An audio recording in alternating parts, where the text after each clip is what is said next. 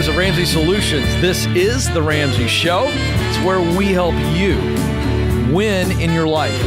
Win with your money, win in your work, and win in your relationships. Excited to have you here with us. 888-825-5225 is the phone number. I'm Ken Coleman. Jade Warshaw joins me. We're excited to be here with you. Hey, listen, we are going to lift you. We're going to coach you. We're not going to yell at you.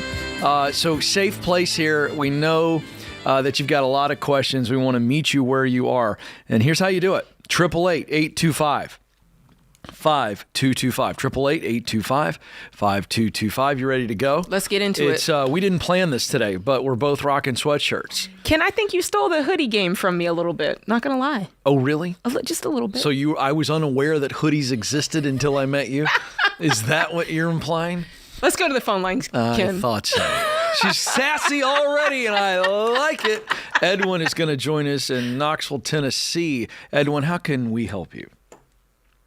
Hi. So this is a bit of a dumb question, I think, but I'm 23, in college, and my question is, should I try and jump the gun and move out before I finish? Right now I'm currently living with my parents, and I've got money saved up, planning on buying a car, getting more jobs over the summer to, if it pans out well, to move out. But, kind of wondering, hey, is it a good idea to move out while I'm still, I still have a little over a year left of school left to finish. So I'm just let's kind of walk wondering. Through it. So when you set a question up like that, that means you believe you might be jumping the gun. In other words, you are a little concerned. So why don't you share with us what your concerns are, and then we'll walk through that with you. Just to be clear, are you talking about jumping the gun and moving out, or jumping the gun and moving quitting out of his school? parents' house? Oh, okay. Just checking. Yeah, just moving out of my parents' house. All right, so what are you worried about happening? What are you concerned that might happen if you were to do this? My main concern is I won't regulate my spending habits well, simply put. I'll go because right now I have little to no expenses, right? I don't really even pay the amount it would take for rent. Do you have a history? Do you have a history in your life, your very young life, of burning money? Not really. I mean, I do spend not huge amounts, but I do give more freely than I think I should. Well, if that makes any sense. To be fair, you haven't had to regulate your money. I mean, you haven't been forced to, because you've been at mom and dad's, and I'm not saying this in a negative way. I mean, you're 23. So you haven't had to be as intentional as someone who lives on their own and must pay rent and must buy food. You haven't had to do that. So there is that side of it. Fair, but I'm driving in on something, Edwin. Are you a person who you sound like a guy who's pretty smart with your money, and you think caution first. Is that true or false? True. All right. So my point is this. It's a legitimate concern, but is there any evidence that this concern could happen? Do you think if you move out that all of a sudden you're just going to get willy-nilly with your money and not be able to pay your rent? Are you going to become a person who all of a sudden doesn't think, do I have enough to pay my rent first? Because that's how you are right now. True or false? It is how I am right now. Yeah. But keep going. It's strange. No, it's not strange. You're a really smart guy. What are your other concerns? Jade and I want to hear it. Let's walk through this. Thank you. My other concerns that pile onto this is living at family. I've always had a second hand on the wheel, so to speak, when it comes to having financial help in my life. Mm-hmm. For example, the car I'm planning on buying, it's from my parents. They're selling it to me, no interest, great deal. And that's how I'm going to get my first car. But I'm more so worried when I move out, I won't always make the best decisions. Listen, what you're describing, I want to validate. It's a normal feeling. It's literally you growing up and spreading your wings and becoming an adult. And there is something to that. You used to have mom and dad's help. They used to help you out, with the payment or the insurance. And like you said, if you're hungry, go down to the refrigerator and get some food out of it. And you're at that age where you are starting to cut the cord, so to speak. And I would, to Ken's point, it's okay that you're feeling that way. And some people are a little bit wired in a more cautious sense, but part of this is just facts of life, in that you are entering into a more independent phase of life. And if it were me, I would engage you to lean into it and start to make some of those cuts, maybe while you're still in your parents' house. So maybe it is something like, hey, they still pay my cell phone bill. Okay, like take it back and say, you know what, guys, I'm starting to be more independent. I'm going to pay my cell phone bill. Or start pulling back those areas, and then you're going to start to see, okay, I can do this. I'm getting my confidence under my belt, and before you know it, you're going to go, oh, this is like, I can do this. This is time for me to do this. Right? Are you on campus? I'm about 20 minutes away from campus. Right, and you're living with mom and dad, and so you're going to school locally, right? Yeah. Okay. Listen, I don't think there's a right or wrong, okay? Because to me, you don't sound like a person who's going to make frivolous financial decisions. I just don't think that's who you are. I think that if you want to move out, great. Be smart about it. When you don't know what the right move is, sounds like your mom and dad have guided you well financially, and they themselves are responsible financially. Is that correct? For the most part, yeah. For the most part, but here's the deal. You can call them and get an opinion, but I just don't see you doing anything crazy. Now, if it was me, and I'm going to give you and Jade may have a different version for what she would do. If it were me and I was going to school locally 20 minutes away and I was almost a year out before I finished and I was living with my mom and dad, I'd go ahead and stay. And what I would do is focus on school, and any work that I had outside of school that was making money, I'd be stacking cash, and I'd be planning for my exit once I exit school. But that's what I would do. I would just stack the cash, and then once I got out of college, I'd be gone. Now, that's what I actually did. I mean, once I left school, and I didn't graduate, but once I got into the real world, I never came back and lived at the house. I would stop in. I was in between jobs, so I would stay there for a week or something like that. So that's what I would do. I would stay home and plan for my future. But if you want to step out now, do you have the money, I'd Edwin? go for it. You have the money to step out? I do. I knew he did. Well, I'm sorry. My screen says you don't have a car or a license. I'm just trying to figure out what you do have in place, because those are pretty important to step out on your own. They are. They're very important. Why don't you have a license? Back into the family stuff just a bit. The biggest reason is not comfortable learning to drive with my parents, and they've been a bit strict of who I'm allowed to learn with.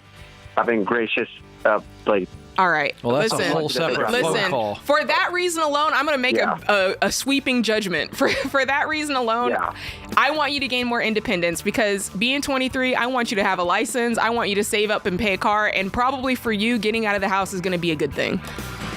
Good grief. I'm sorry. You need to have a license, Ken Coleman. What? I didn't disagree with you. I'm saying good grief. I didn't know that was his situation. We were talking about something else. All of a sudden, wow, we have a lot of issues in that house. Wow.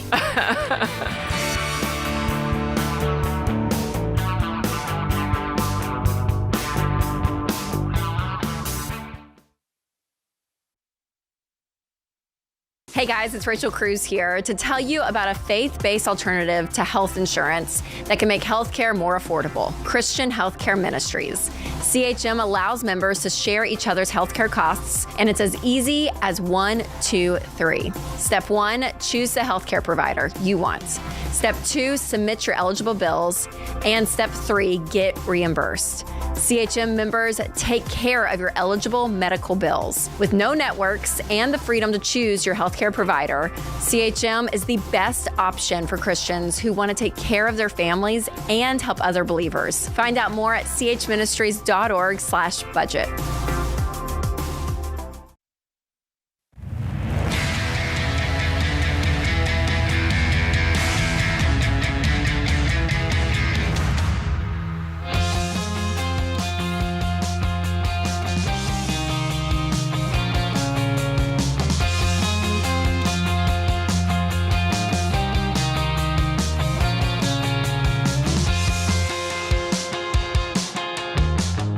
Hey, welcome back to the Ramsey Show. I'm Ken Coleman. Jade Warshaw joins me, and we are thrilled to be together here for you and your questions. 888 825-5225. We're here to talk about your money. We're here to talk about your work and that income.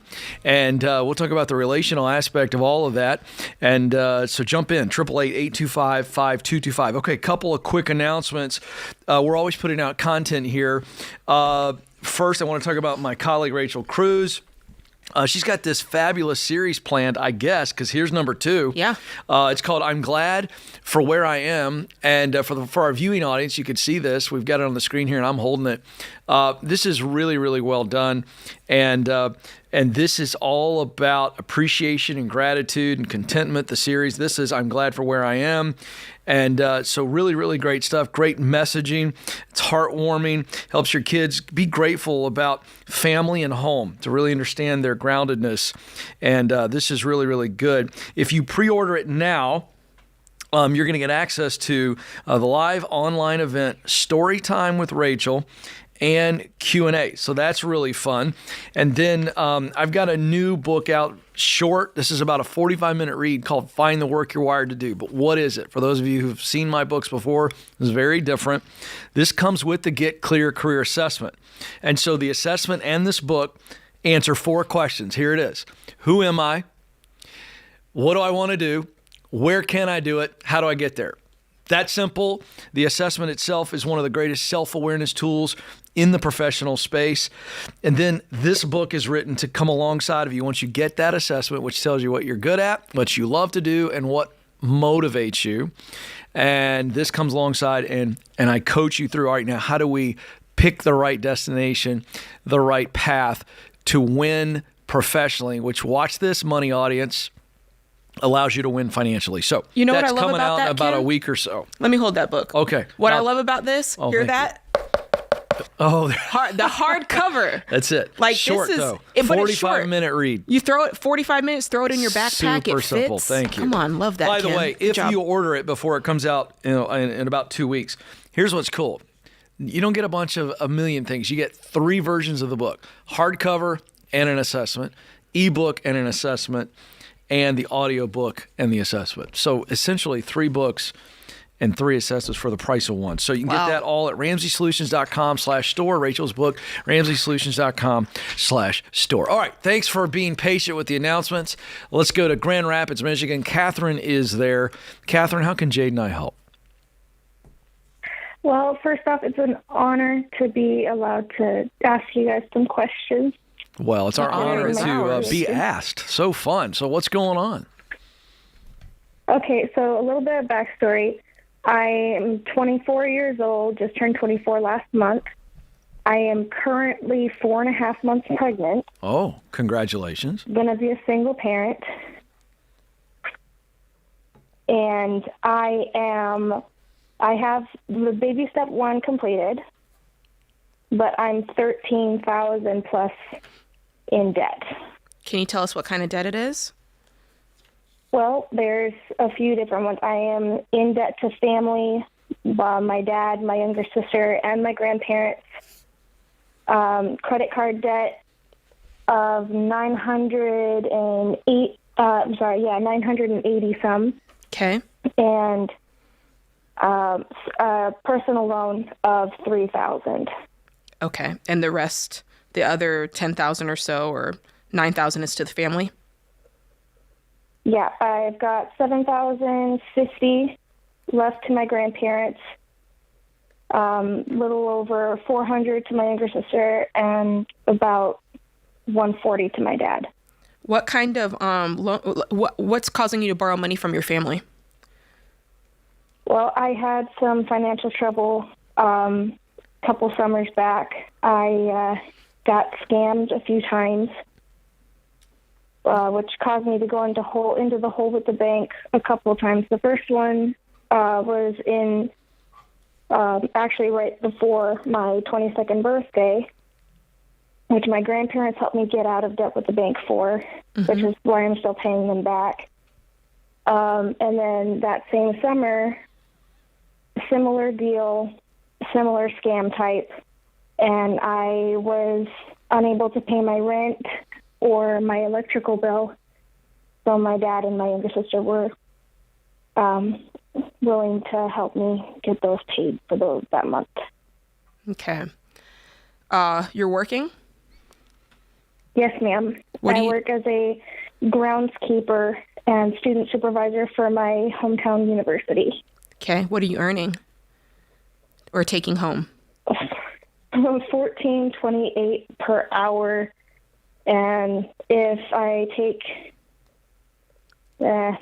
go by gross, it's approximately $29,600 a year.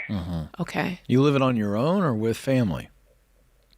I live in a one-bedroom apartment by myself. What's that costing you? My rent per month is $600. Okay. And how much of this are you seeing in each paycheck? What do your paychecks look like? Depends on whether or not I'm able to get OT. An average paycheck is about $905, $907. Okay. And if I'm able to get overtime, I'm only allowed to get about 5 hours per week. So it's like upwards would be somewhere around $1,060. So the most you would be bringing, is $2,000 a month? Yeah, just about. Okay. And that's after taxes. That's how much Sure. I see. Right, when that's it what comes we to my want. bank Yeah, account. that's good. It's good to know.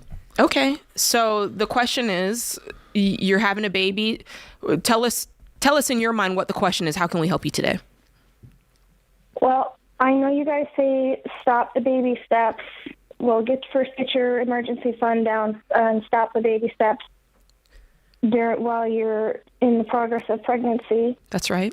But I really need to get, at the very least, a personal loan gone before the baby gets here, because Why? that is the only one that has any type of interest on it, and it's 18.6%. Right. Okay. So let's talk about that. Yeah, you're feeling the crunch of this, right? You're feeling the walls start to kind of cave in because you're seeing, all right, now I'm realizing the gravity of this decision wasn't good to take out these loans, and now you've got this baby on the way as well. What I want to caution you towards is not falling into the same trap, right? Of I got to do something, so I'm just going to do this. And so in this case, we've got to kind of pause and take a look and survey the whole situation and go, okay, if you don't save money and your baby comes, you've got to go on maternity leave. There's a lot of things that are going to be coming up financially that you need money for.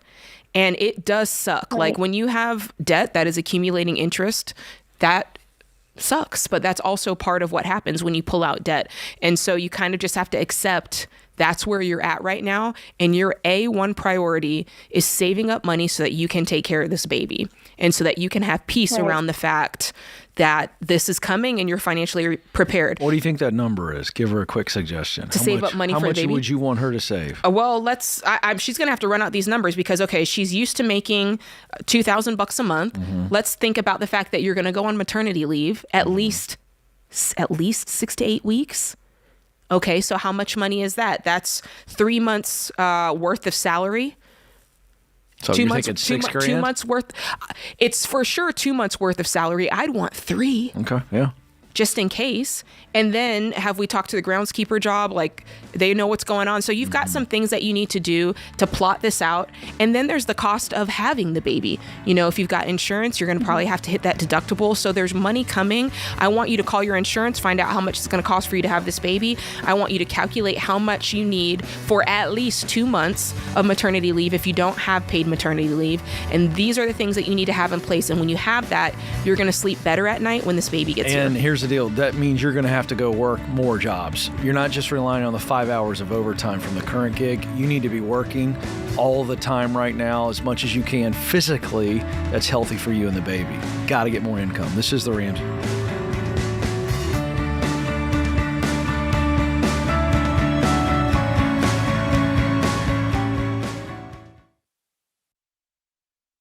Hey, Hey guys, you know this, but I'll say it anyway.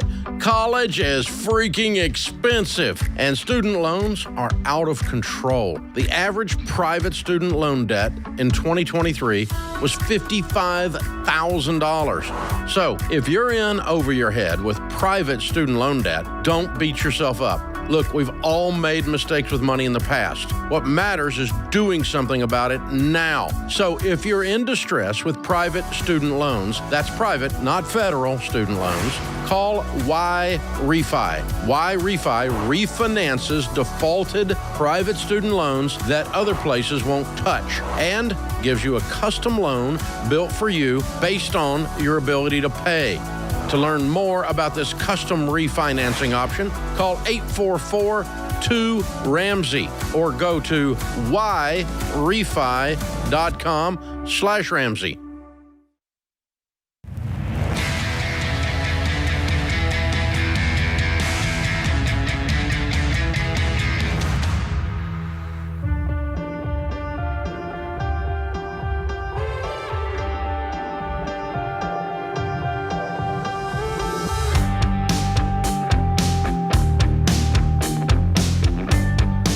Welcome back to the Ramsey Show, where we help people win with their money, win at work, and win in their relationships. I'm Ken Coleman. Jade Warshaw joins me. We're thrilled to be with you today. And boy, I tell you, I never thought I would sort of kind of arrive, but you know, you kind of co-host the Ramsey Show, and we're popping up in all the podcast charts. And I call my mom, and she's so proud of me. And you know, Dave talks about where we're at on the charts, but you know, the show is growing in so many places, and we just want to say, however you're listening, thank you. And however you're watching or wherever you're watching, thank you. Would you help us grow? You can do that. If you're on YouTube and you like it, give us a thumbs up. Right there below the video window, subscribe to our channel and share. And if you're listening via your favorite podcast app, give us a 5-star review and a follow. And that is so kind. We appreciate that. We want to get to as many people as possible, and it's got something to do with algorithm. I know what it means. I just can't spell it. So thank you very much. All right, let's go to Friedrich. I hope I'm saying that right. I think I'm hooked on phonics. We'll find out. He's in Edmonton, Canada, home of the Oilers. Friedrich, how can we help? Hey, Ken, how are you? Good. Did I say your name right? Yes. Oh, it's very exciting. Well, how can we help? All right, perfect. So is it okay if I give you just 30 seconds of context? I'll allow it. All right. Yes, of course. Fantastic. So I'm currently a filmmaker, and I'm currently still in school. Uh-huh. I want to do filmmaking as a full-time job. I have put together a perhaps idealistically crafted plan, as well as an advertising campaign. I understand it will be very difficult to secure full-time status in the time frame I've set, but the whole idea, or maybe it's just the way I conceptualize it, so feels a bit delusional, I guess. My question is, how can I know if reaching full-time is even possible at my current position in life, and how can I know if it is or isn't all just delusion, I guess? Okay, so you mean, is it possible for you to be full-time in the film or television or video production industry? Am I understanding that right? Yeah, pretty much. I mean, I'm turning 16 in a few days. Yeah. So the answer is Friedrich. Of course, it's possible for you to be full time in film, television, or video production. Now, to what level? I can't answer that, and you can't either. There is this thing called the dream, right? And this is the ultimate, and I'm going to attempt that. And the process and the journey along the way is really enlightening and still very rewarding. But the reason you feel this way, and the answer to the question, is this a delusion? No, it's not delusion if you actually have some talent. If you're talented in this area, and that could be, by the way, we're talking about a wide range. So do you see yourself directing, producing? Are you more on the editing side? Are you the cinematography side? I mean, you're only 16, so there's no wrong answer here. But do you think that if I interviewed everybody that knows you, and I'm not talking about your best pals, I'm talking teachers and adults who'll be honest, would they say, you know, Friedrich's got an eye for this. He's always been talented at this, and this. Do you have base level talent at the age of 16 in this area? Yeah, well, basically what I want to do is more working for myself, as in doing wedding videos and real estate videos. Great. So it's not traditional film, I guess. But to answer the question, I would probably say yes. Yeah, and you're only 16. How many more years of school you got in high school or whatever? What do you call it in Canada? Yeah, 2 years. 2 years. So, my friend, there's zero pressure. And I feel your heart, and I can hear your head in your question. And I was that way. I was the kid that was like dreaming. And then, is this crazy? Is this nuts? Is this, delusional? And if a person asks if it's delusional, they're usually not delusional. What's the opposite? My question to you would be, what would make it not attainable? Mm-hmm. Mm-hmm. Like, what are the things that make it not attainable? I guess just not getting enough clients, maybe. Right. Okay. And keep walking that out. I love this question, Jade. Keep walking that out, Friedrich. What would have to be true for you not to get clients one day that want their wedding filmed? I don't know. Maybe running out of opportunities and people to ask, I guess. That could happen because we know people don't get married very often. That's right. If you're swimming in a shallow pond, you might need to, cast the net a little bit further. But I mean, I think that's a good exercise to go through is say, okay, what would keep this from happening? A, I suck at it. B, I don't know enough people and I don't know how to market to reach more people. So start writing out those lists and then start figuring out what it looks like for you to solve those problems. Yeah. But Friedrich, the fact that you've got the talent, the fact that you're a little bit worried about not being successful tells me you've got really 2 out of the 3 pieces. And I think the third piece is just flat out get some experience. See, what's great at 16, you can just start volunteering your services until somebody hears about you and they go, hey, I heard you shot my cousin's anniversary thing and it was so well done and they put it on Facebook. What would you do for me? You go, well, that one was a freebie. This one's going to cost you. Just start doing it. You got 2 full years to show your work. In fact, I'm going to recommend you get a book. It's called Steal Like an Artist, and it comes with and you get the second book called Show Your Work. Both of these are written by a guy by the name of Austin Kleon. They're short little books. Takes you about 15 minutes. And I think it'd be really good for you as a 16-year-old to begin to go, what are wedding videos or whatever videos that I see that I like, and begin to study your competition. Who's doing it well? What do you like about what they're doing? How would you do it differently? And you begin to develop your own eye. And I don't know if that's an actual phrase, but my colleague here is really a phenomenal musician. Run with it, Ken. Run with it. And you at some point developed your own voice. You became a very, very popular singer, and she made a lot of money. And she developed her own Jade style. In other words, she interprets songs her way, but there's no unique song or artist out there. They're all stealing from everybody, and that's a good thing. So those 2 books, Steal Like an Artist and Show Your Work, that's my recommendation. Thanks for the question. Good, Ken. I love that. All right, Rachel is joining us now in South Bend, Indiana. Rachel, how can we help? Hi, thank you for taking my call. You bet.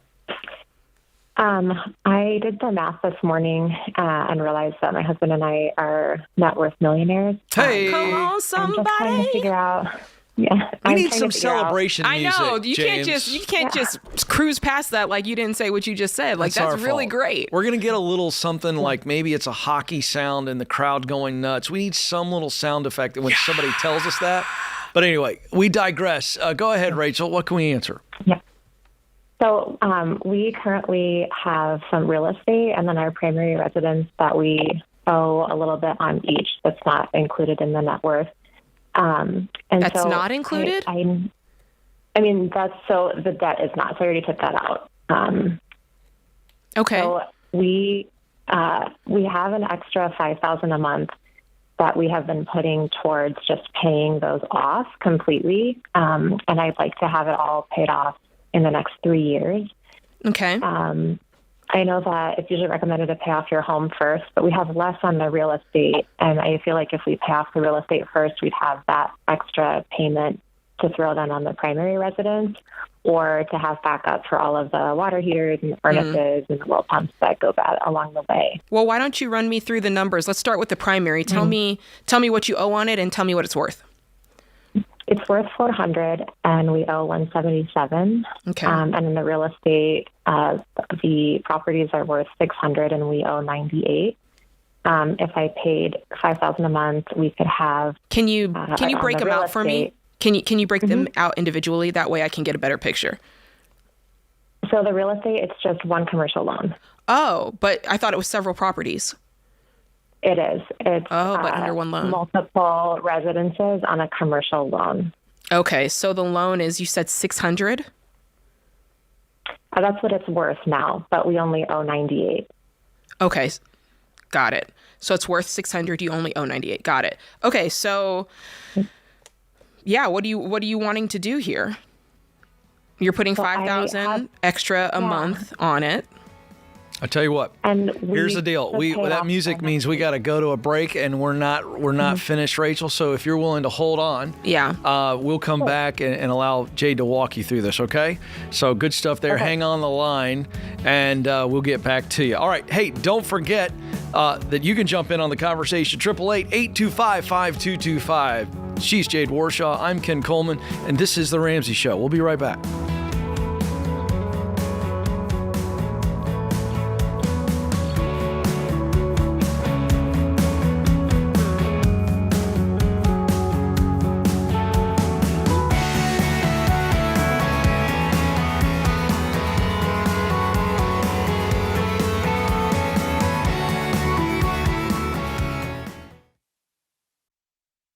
Statistics show that half of Americans don't have enough life insurance, or they don't have any at all. I don't understand this, John.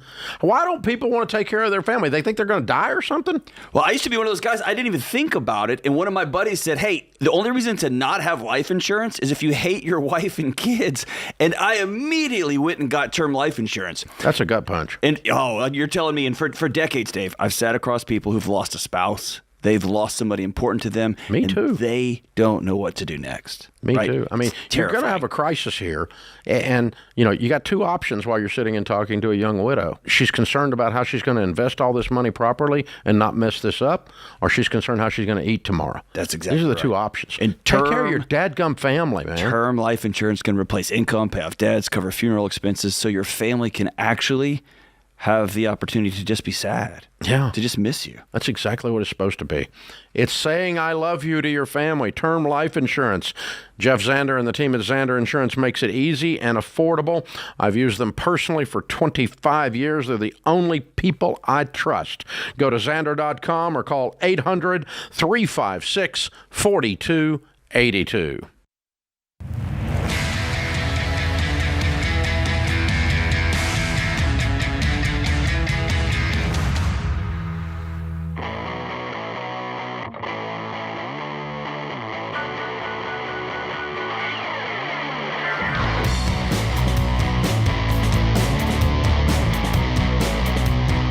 Welcome back to the Ramsey Show. I'm Ken Coleman. Jade Warshaw is with me, and we're here for you. And so we went into the break, and Rachel was with us in South Bend, and Rachel's question is about multiple properties that they have debt on and the primary residence, and they are net worth millionaires as well. So we kind of got into the break. I'm going to give it back to Jade to walk her through that. So here we go. So Rachel, it sounds like the biggest thing, you've got the primary residence, you owe $177 on it, but it's worth $400. And then you've got a large loan that embodies several properties that you owe $98,000 on, and it's worth $600. And you're just trying to figure out, hey, which one should I sell first? Like, which one should I pay off first, right? Correct. Okay, so I think you told me that right now you're putting $5,000 extra on the loan that carries the properties. And if you keep doing that, you'll pay it off in 3 years? If we keep doing the $5,000 a month, we'll have them both paid off in 3 years. But I'd like to pay the real estate off first because I think it'll free up the payment. So we'd have that extra $1,800 a month to use towards any maintenance expenses that I expect, even though I know it's usually recommended to pay off the primary first. Honestly, the fact that they'll both be done in 3 years, I think it's fairly negligible. 3 years is such a short period of time to have these both paid off. I mean, if you wanted to say, yeah, we're going to roll it all into the big loan first and do it like that, that's fine. Or if you wanted to do the primary residence one, fine. It's such a small difference between the two of them. And my guess is, which one is going to free up the most cash if you pay it off first? Actually, we'll both free up the exact same amount, but we would just be able to pay off the smaller one first. Yeah, I think for you guys, I think it's very negligible. And so for me, whichever one you choose to do, they're both going to be completely gone in 3 years. They both yield the same amount of return once it's, once you've paid it off. There's not really whatever one makes you feel better at that point. I mean, in many ways, I might say, hey, do the primary first because it's where I live and it eliminates that risk. You could do that. But because you owe so little on the properties, you might do those first. I mean, it's not like you're going to sell them. You're going to, you're going to keep it. So what are you leaning towards? I'm leaning towards doing the real estate first so we can free up that $1,800 a month payment and then feel like I have some wiggle room instead of trying to be push for the $5,000 since the other one would take longer to free up that extra payment. How much longer? And then not feel frustrated. The primary would take 2 years to pay off and then 1 year for the real estate versus 1 year for the real estate and then 2 years for the primary. I mean, if you really want to know what if I were Jade, I woke up in your shoes, even though the real estate, the rentals are less, I'd probably do the primary first. It's 2 years versus 1 year, and it's going to feel really great to go to bed at night in your own bed that everything's paid for. Thank you. If you don't do that, no skin off your back, but I'm just saying, if you asked me, that's what I would do. All right, there you go. Okay. Thanks for the question, Rachel. Appreciate that very much. Today's question of the day comes from Megan in South Carolina. She asks, what advice would you give a young and hungry adult who wants to be successful fast, but seems to hear the word no from the higher-ups in a company? Well, this is funny because when I see someone who wants to be successful fast, number one, I certainly understand that. I feel that. And sometimes that's part of the answer, is that maybe you want it a little faster than is actually possible.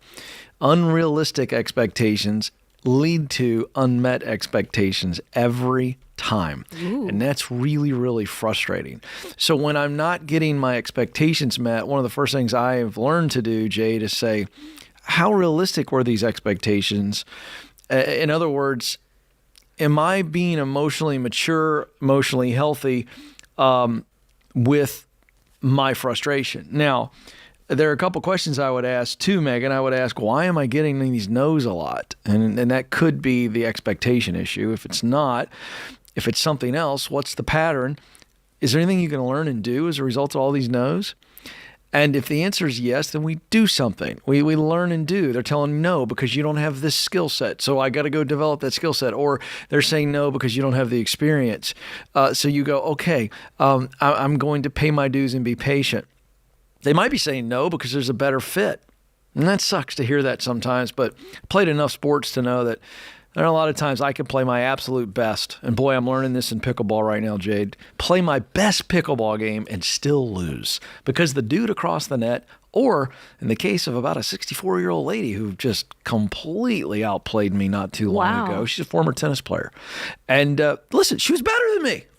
And so you got to live with that. So what say you? That's what I think I would do if I kept hearing no's and I wanted to be successful. Anything you want to add to that? I don't think so. I mean, you definitely don't want to ignore when you hear multiple no's. You want to see what it could be time to leave, or there might be something, that you have to face with the man or woman in the mirror.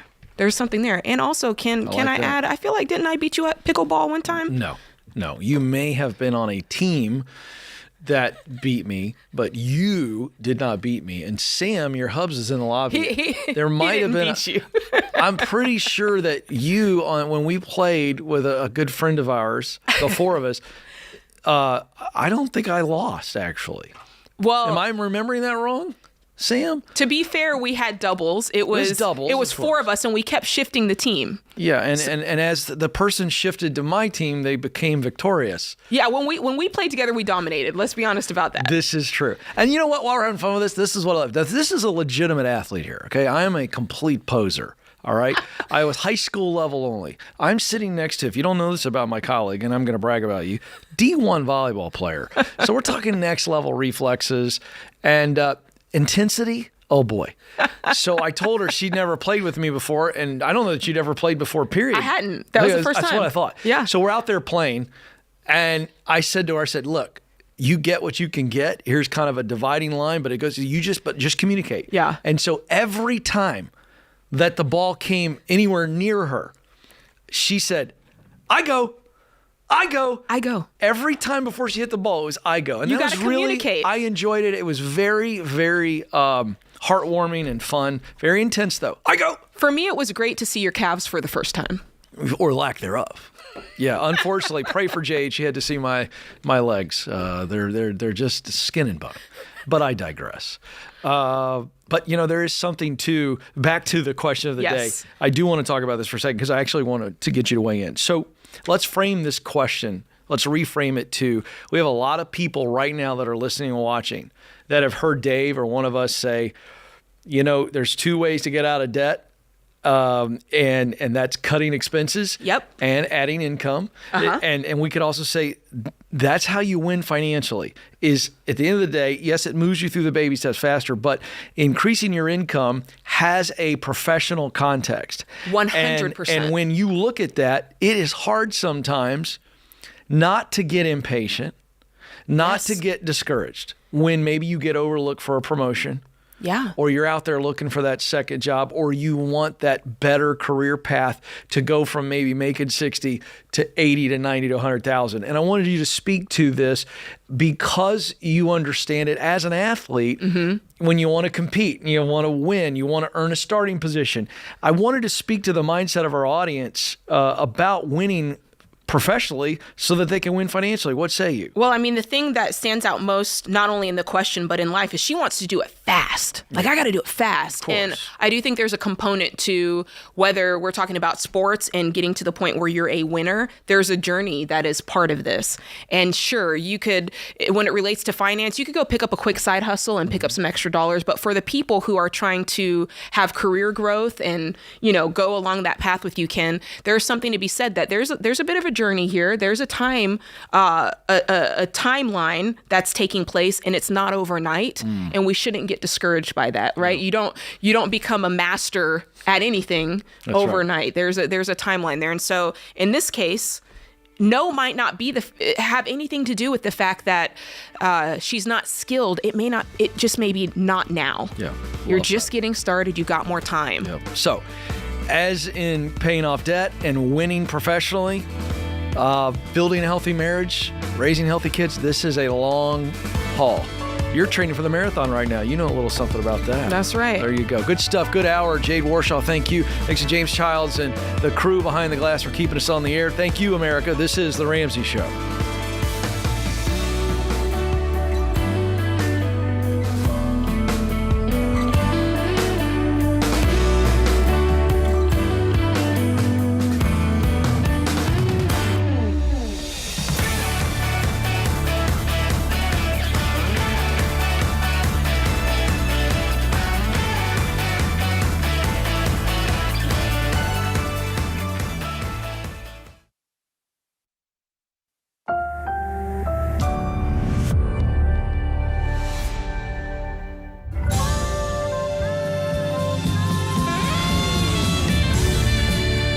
Live from the headquarters of Ramsey Solutions, this is The Ramsey Show. It's where we help you win in your life. Win with your money, win in your work, and win in your relationships. 888-825-5225 is the phone number. 888-825-5225. Jade Warshaw is with me, and I'm Ken Coleman, and we have a lot of fun coaching people. We have a lot of fun while we're doing it, so that's our theme. Feel safe, feel confident that your problem is not wacky, that you're just like everybody else, and we all need some help at some point, and that's what we want to do for you today. All right, let's get it started in Fort Wayne, Indiana. I once ate at a White Castle in Fort Wayne, Indiana. Random fact of today. I feel sorry for you. Nobody needed to know that, but now you do. Aubrey's on the line there. Aubrey, how can we help? Hi, I'm glad that you've been to Fort Wayne and at White Castle. That's awesome. I'll bet you, and it was right downtown. Do you know the one that I'm talking about? I don't even know is it there anymore? I don't know if it was like... Probably not, Aubrey. I'm a lot older than you, I imagine. But we digress. What's going on? Okay. Well, first, I'm excited to talk to you guys. I like both of you guys a lot. So, thank you. But... so I have had a debate on my heart for a long time. I've been back and forth on my job, and I I've been doing 100% commission sales for the last 3 years. I never really thought I would get into sales, but I just felt like I needed to give it a shot and take that opportunity. And I've never quit on a bad day. There's been a lot of, highs and lows, but now being over 3 years in, I'm just kind of looking at things and realizing like I'm not as far ahead as I thought I would be, or as like I was told I would be. And I've just there's parts about my job that I do like, but for the most part, I work 6 to 7 days a week for 3 years straight. And I've just been so burnt out. I left management at the end of the year. And, I want to have a job that I wake up and I'm excited about every day. And lately it's just I feel like I can't even get myself to go and do what needs to be done. And I do have debt that I want to be able to tackle. I just feel like things have been so inconsistent and up and down that I haven't even been able to make any real progress. So I'm just if I leave, if I quit, part of that kills me just because I've invested so much of my time, my energy, my money into this business. But then I also don't know where to go if I leave. I don't even know, I've kind of looked at the job market and it just kind of seems a little underwhelming and overwhelming at the same time. Yeah. So I think I'm it's just actually looking for some clarity. Yeah. So if this job was more consistent and you just had a better overall experience, would you be questioning a career path in sales? I mean, I think the money would make me want to say that's why I've been so back and forth. Right. However, I know in my heart, this doesn't really fulfill me. This isn't really what I'm passionate about. All right. So here's a fun little question. Try to get right to the heart of the matter fast. And it only works if you just say what's on the top of your mind. Do you understand? Okay. All right. So no wrong answer. You can change it after the call. All right. What would you try tomorrow professionally if I just gave you the gig and it made you, let's have fun. Let's say 20% more than you're making now, and you knew you would absolutely crush it, but you didn't have to commit to it as I'm making this 30-year choice. I'm just going to go do something else to try it, and I know I'm going to crush it. There's no risk at all. What would you do, Aubrey? Oh my gosh, it's such a hard question. No, it's not, because you already selected an answer. That's why I did a long setup. I've done this before. I want you to just say what's at the top of your mind, and then we'll break it down. So ready? Go. I mean, I think it would be involved with something that would be kind of a creative process, something like house flipping or getting into some type of entrepreneurship or something like that. Great. But that's an inconsistent. Wait. I don't have the money for that. I know you don't now, but remember I said we were removing all risk for a moment. And what I'm attempting to do, Aubrey, is a part of the lesson. I need you to turn your brain off and I need you to turn your heart on. And we go, what is it that I really want to do? Because you're still a young lady and you got a lot of options and you got a lot of time. True or false? True. All right. So part of what you called today was everything's underwhelming that I'm looking at in the job sheets or whatever online. And then the process overall is overwhelming because I'm trying to pick this big direction. And that's what I help people with. I'm going to give you a couple tools today. I'm going to give you my Get Clear assessment, this new book, Find the Work You're Wired to Do. I'm going to give that to you, okay? Because it's actually going to really help you. But, all right, what you've got to understand is the answer you gave me is pretty darn close to what you ultimately want to do. Will it change a little bit as you begin to explore it? Will it look a little bit different than you described to Jade and I just now? Possibly, probably. But that creative, entrepreneurial, I heard several things in there. I do this all the time. So I actually want to stop for a second. I want to ask Jade, what did you hear in her answer? Objectively, what did you hear? What I heard is, I think, and this is just me, I could be wrong, she mentioned that she's got debt that she wants to pay off. Sure. Needs more money. I think that when people have debt, it clouds their thinking because everything has to be about how can I make more money and how can I do this? And it can be very hard. And I that's why I loved your exercise with her, because it causes you to go past all the things that I need to do and yes, I know, but this is important. And I think for her, really trying to spend time and going, what would I do? What could I do? What would I love doing? Yeah.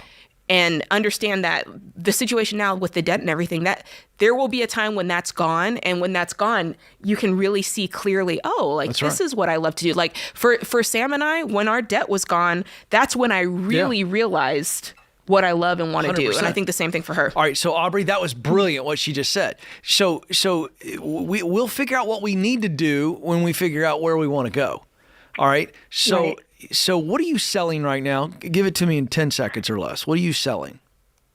Life and supplemental health insurance. Okay, great. If I were you and I wanted to get into real estate, maybe flip some stuff, and I just kind of wanted to be an entrepreneur, I'd start thinking about real estate. Because that's straight commission, and you're used to that. Mm-hmm. But I think there are some limiting things about this product or service and the company that you're dealing with, and we don't have time to unpack that. But am I right? There's a lot of limiting circumstances that if it were just you, it'd be a different ballgame?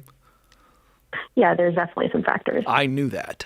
Okay, so I'm not in any way trying to say go do real estate sales, but that would be something I would be considering. And I would be considering right now, who cares how underwhelming it is? Jade, I'd be going and getting a good sales job, and I don't care if it ain't exciting because it's only temporary. Yeah. It gets me out of debt. It allows me to walk through the baby steps, and it sets me up to go, all right, now I'm going to get my real estate license, or I'm going to go work for another entrepreneur and learn how to do that. I guess, Aubrey, I'm going to give you the tools, the Get Clear assessment and the book, Find the Work You're Wired to Do. That's my gift to you, and that's really going to help you. But that's awesome. You need right now to get out of this situation and get a better sales job where you're making more money consistently, and that's going to free your mind up to chase the thing that you ultimately, and you started to tell us. And Jade, you nailed it. Get out of your head and into your heart. That is beautiful. Love that. And getting out of debt will help you with that for sure. Good stuff. All right, quick break. We're right back. This is The Ramsey Show.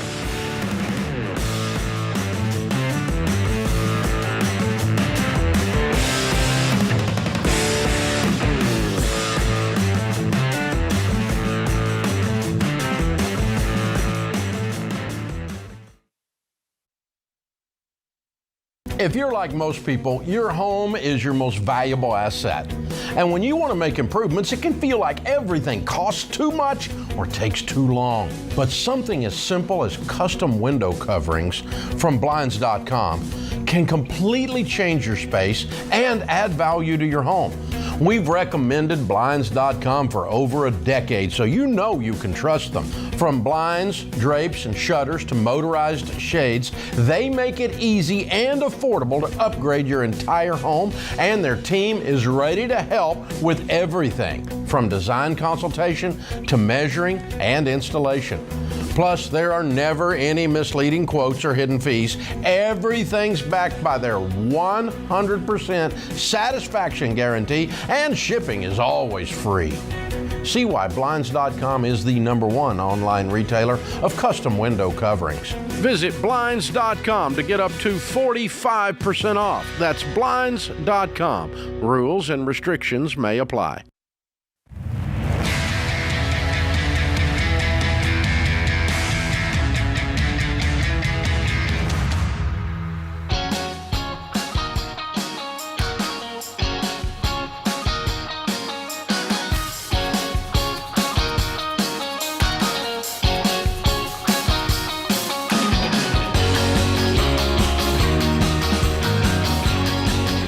Welcome back to The Ramsey Show. If you do not know this, it is Financial Literacy Month, and we at Ramsey Solutions are celebrating the work that our amazing foundations and personal finance teachers are doing.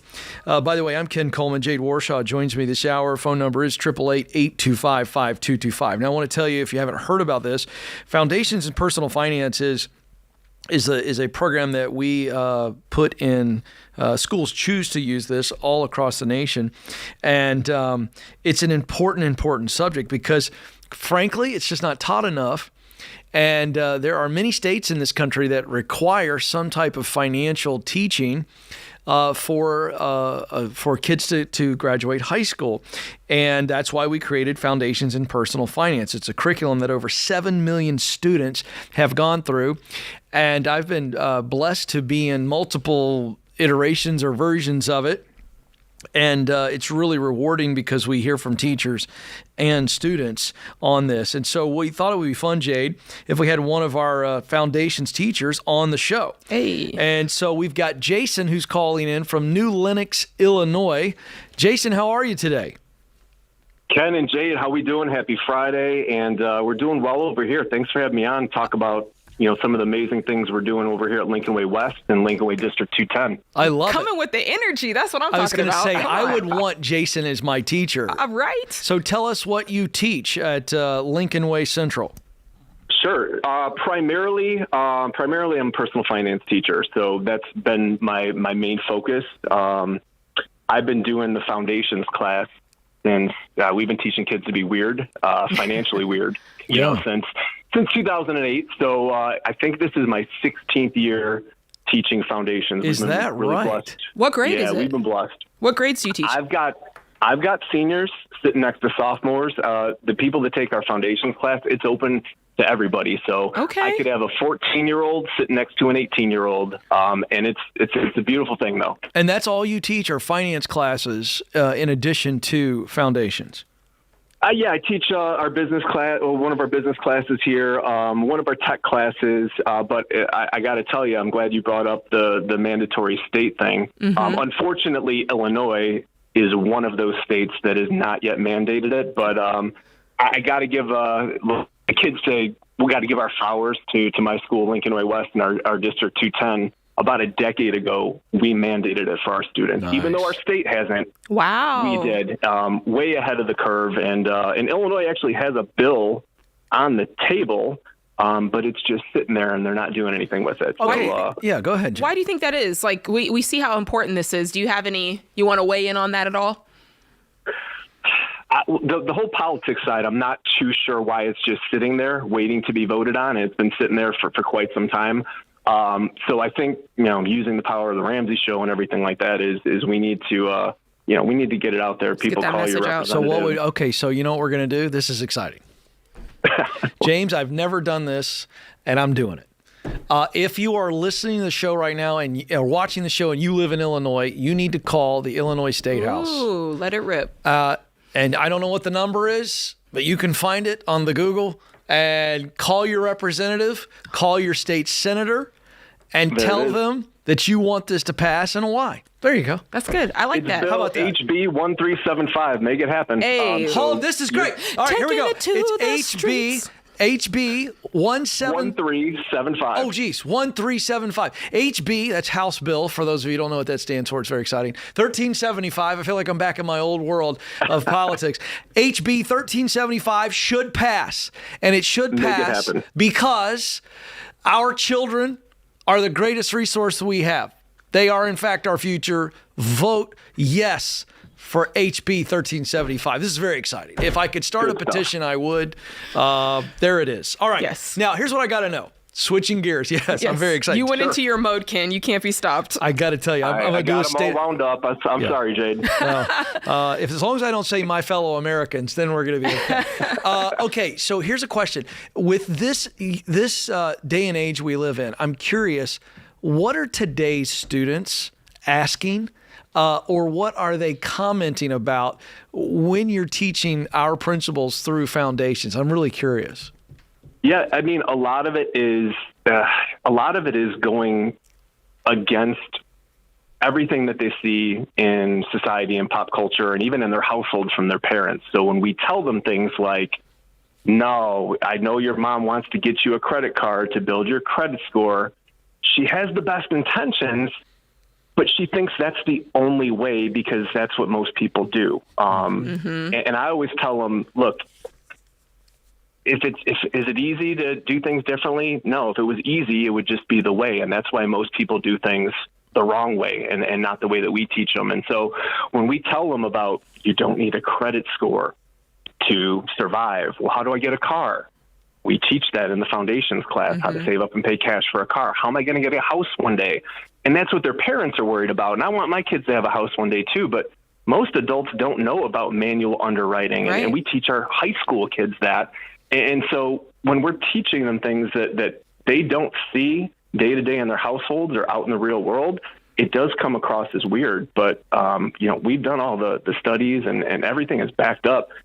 You can live without, the credit score, and you can be a student without a student loan. And so that's one of the biggest benefits of the class is we're showing them, hey, everybody out there's broke. Normal's broke. Mm-hmm. We want you to be weird. Do things differently. And that's what this class is. It arms them with information before they go out and make those mistakes. Like I did when I was in college and getting my first credit card and car payments. I never was taught this stuff. So Jason, do you see the students are they taking this home to their families? Like, are you hearing any stories about, man, I told my mom this, and I'm teaching my parents how to handle the money now? Awkward family dinner conversations. I had a student, his name was Mike Manning a couple years ago. He went home, and I tell them, you better, when your parents ask you, what'd you learn in school today? Don't say nothing. Not in my class. and I say the dad asked him, what'd you learn today? And it was like the middle of the debt chapter. And he said, we learned about credit cards. Dad, do you have a credit card? And the dad goes, I got a few. And then my student, came right back at him and said, you spend, 12 to 18% more when you use a credit card as opposed to cash. And the dad, comes back with the typical, well, I pay it off in full and I get my airline miles. And then on cue, my student, who I taught very well, said, Consumer Reports says 70% of airline miles never get redeemed. Love and it. The dad's like, at this point, he's like, all right, go to your room and eat dinner in your room. Like, That's good. they're bringing this stuff home for sure. I love it. That's awesome. You're listening to Jason, who is a teacher in New Lenox, Illinois, at Lincoln Way Central High School. He teaches foundations in personal finance.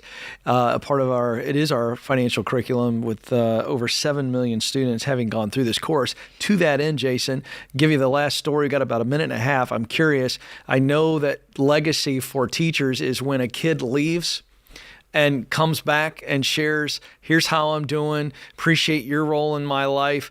Do you got any stories of students who listened to what you said, they've moved on into the real world and they're winning financially? Yeah, absolutely. I've got a kid that actually he just graduated last year, and he's a freshman down at the University of Alabama, and he was keeping me up to date with his college, which that's out-of-state tuition, $55,342 a year. This student, Anthony, he, just like we teach him in the Life After High School, the college chapter, he became a scholarship beast. Nice. He won a full tuition called the Small Town Rural Scholarship. He got his Pell Grant. He became a scholarship filler-outer, the part-time kind of job. First semester tuition, final, $260. Very good. That is unbelievable. Well, thank you, Jason. And hey, shout out to all of the teachers involved. And if you are a teacher, don't forget you can enter the Ramsey Teacher Appreciation Giveaway, sponsored by Ramsey Education. One teacher is going to win, you ready for this? A $5,000 vacation. And 2 more teachers will each win $3,000 in a vacation. So go to RamseySolutions.com/teacher. That's RamseySolutions.com/teacher to enter. Go now.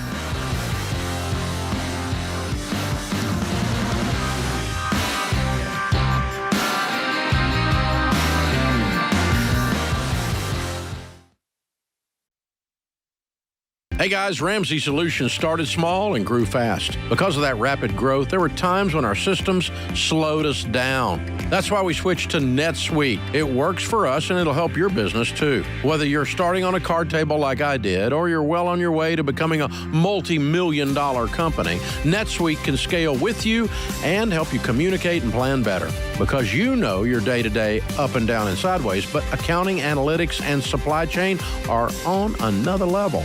So maybe you're just not tech savvy. That can be okay. NetSuite will help at your speed and whatever your situation. More than 37,000 companies use NetSuite to know their numbers and their business better. So check out NetSuite today and find out how they can help you become the business you want to be 5 or 30 years from now. And right now, you can download NetSuite's free KPI checklist designed to give you consistently excellent performance at netsuite.com/Ramsey. That's netsuite.com/Ramsey.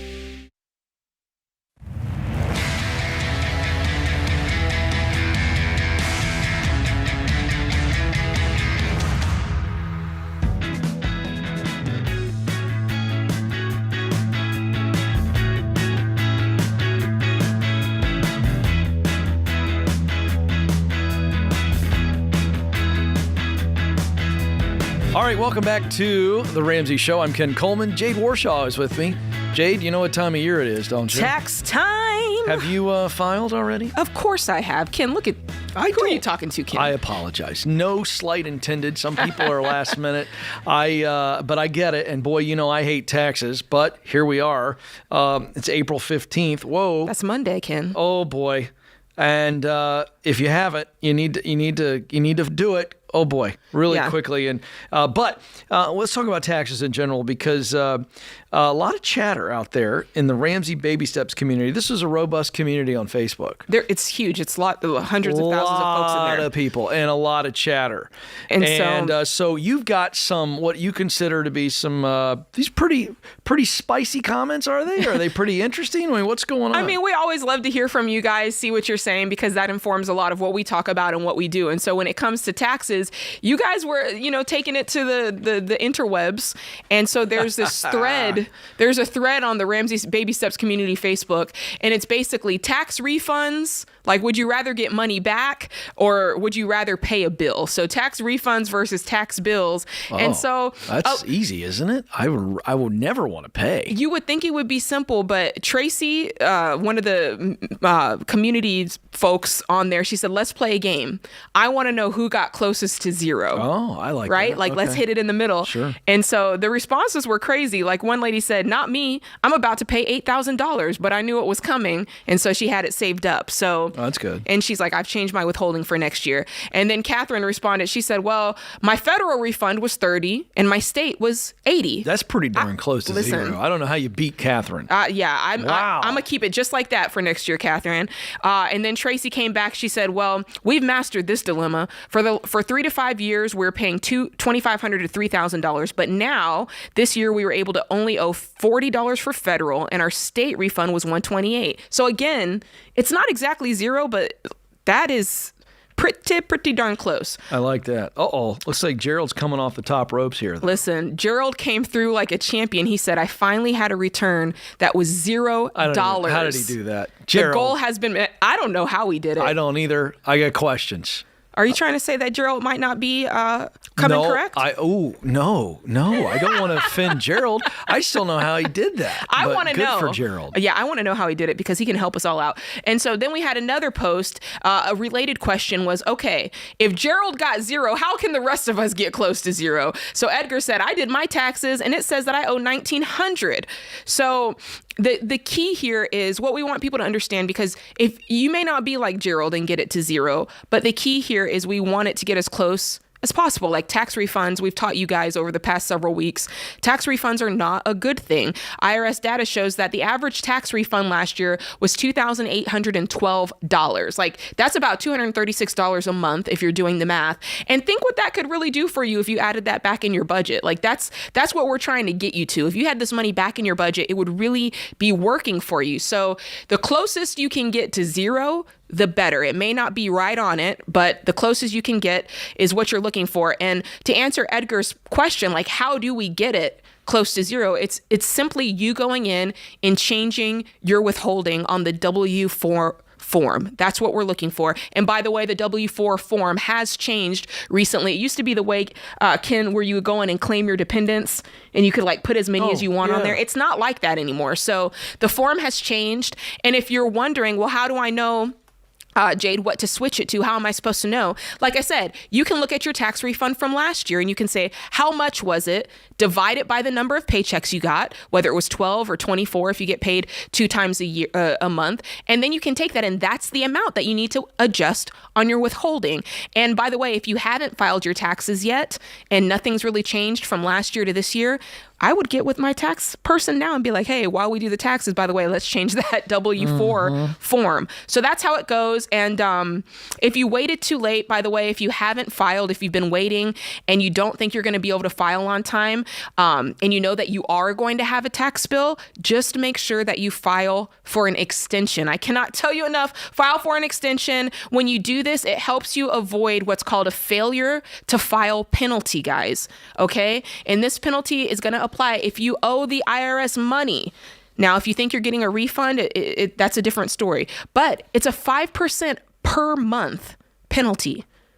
That's a lot, up to 25%. I'm breaking out. I generally, when I talk about taxes, I get hives. Well, and so this is making it worse. You're going to need the cortisone for this, because an extension will give you 6 extra months to file your extension. You'll have from now to October 15th if you file the extension. But just know that an extension doesn't change when your tax bill is actually due, okay? Yep. So you're filing the extension through your tax software. And if you need a tax software, of course, we have the Ramsey Smart Tax. So again, if you have a tax bill and you don't pay it by tax day, the IRS can charge you penalties and interest. It's a lot. And so we want you to pay as much as you can, as fast as you can. That's what we're talking about here. So if you need to file your taxes or file an extension, just make sure you're using a service that you can trust. Like I said before, Ramsey Smart Tax is what I want you to check out. It has low upfront pricing. You can file your federal return online for under $35, Ken. $35? That's what I'm talking about.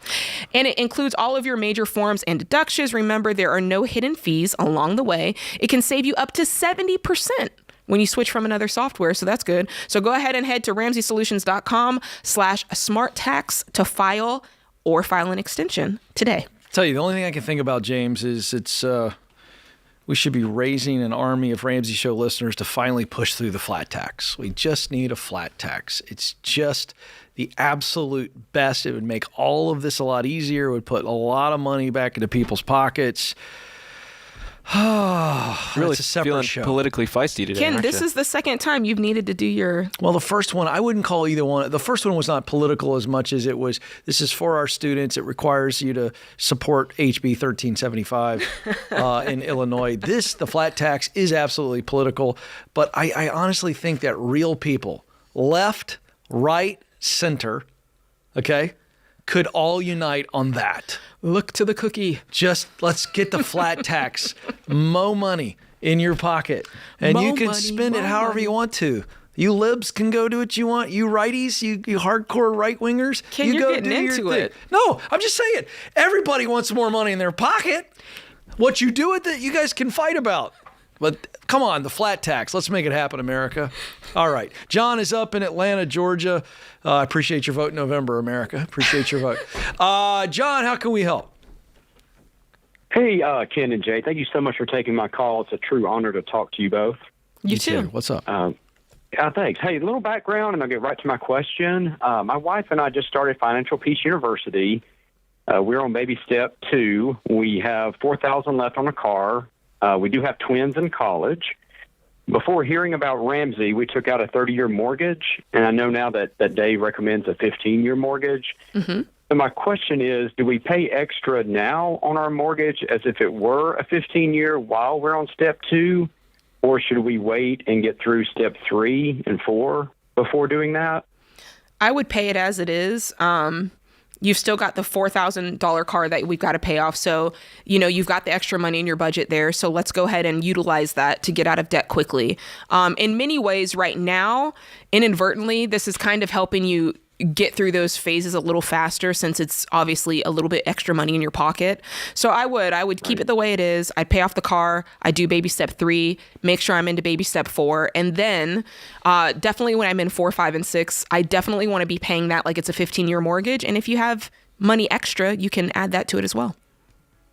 Perfect. Okay, thank you so much. I really appreciate it. You bet. That was a straightforward one. How about that? That rarely happens. It rarely does. You could do about 30 of those calls. Man, no drama. All right, really fun stuff. All right, Jade Warshaw is here. I'm Ken Coleman. We're here for you. The phone number is 888-825-5225. Don't go anywhere. We're not. Just a quick break. This is The Ramsey Show.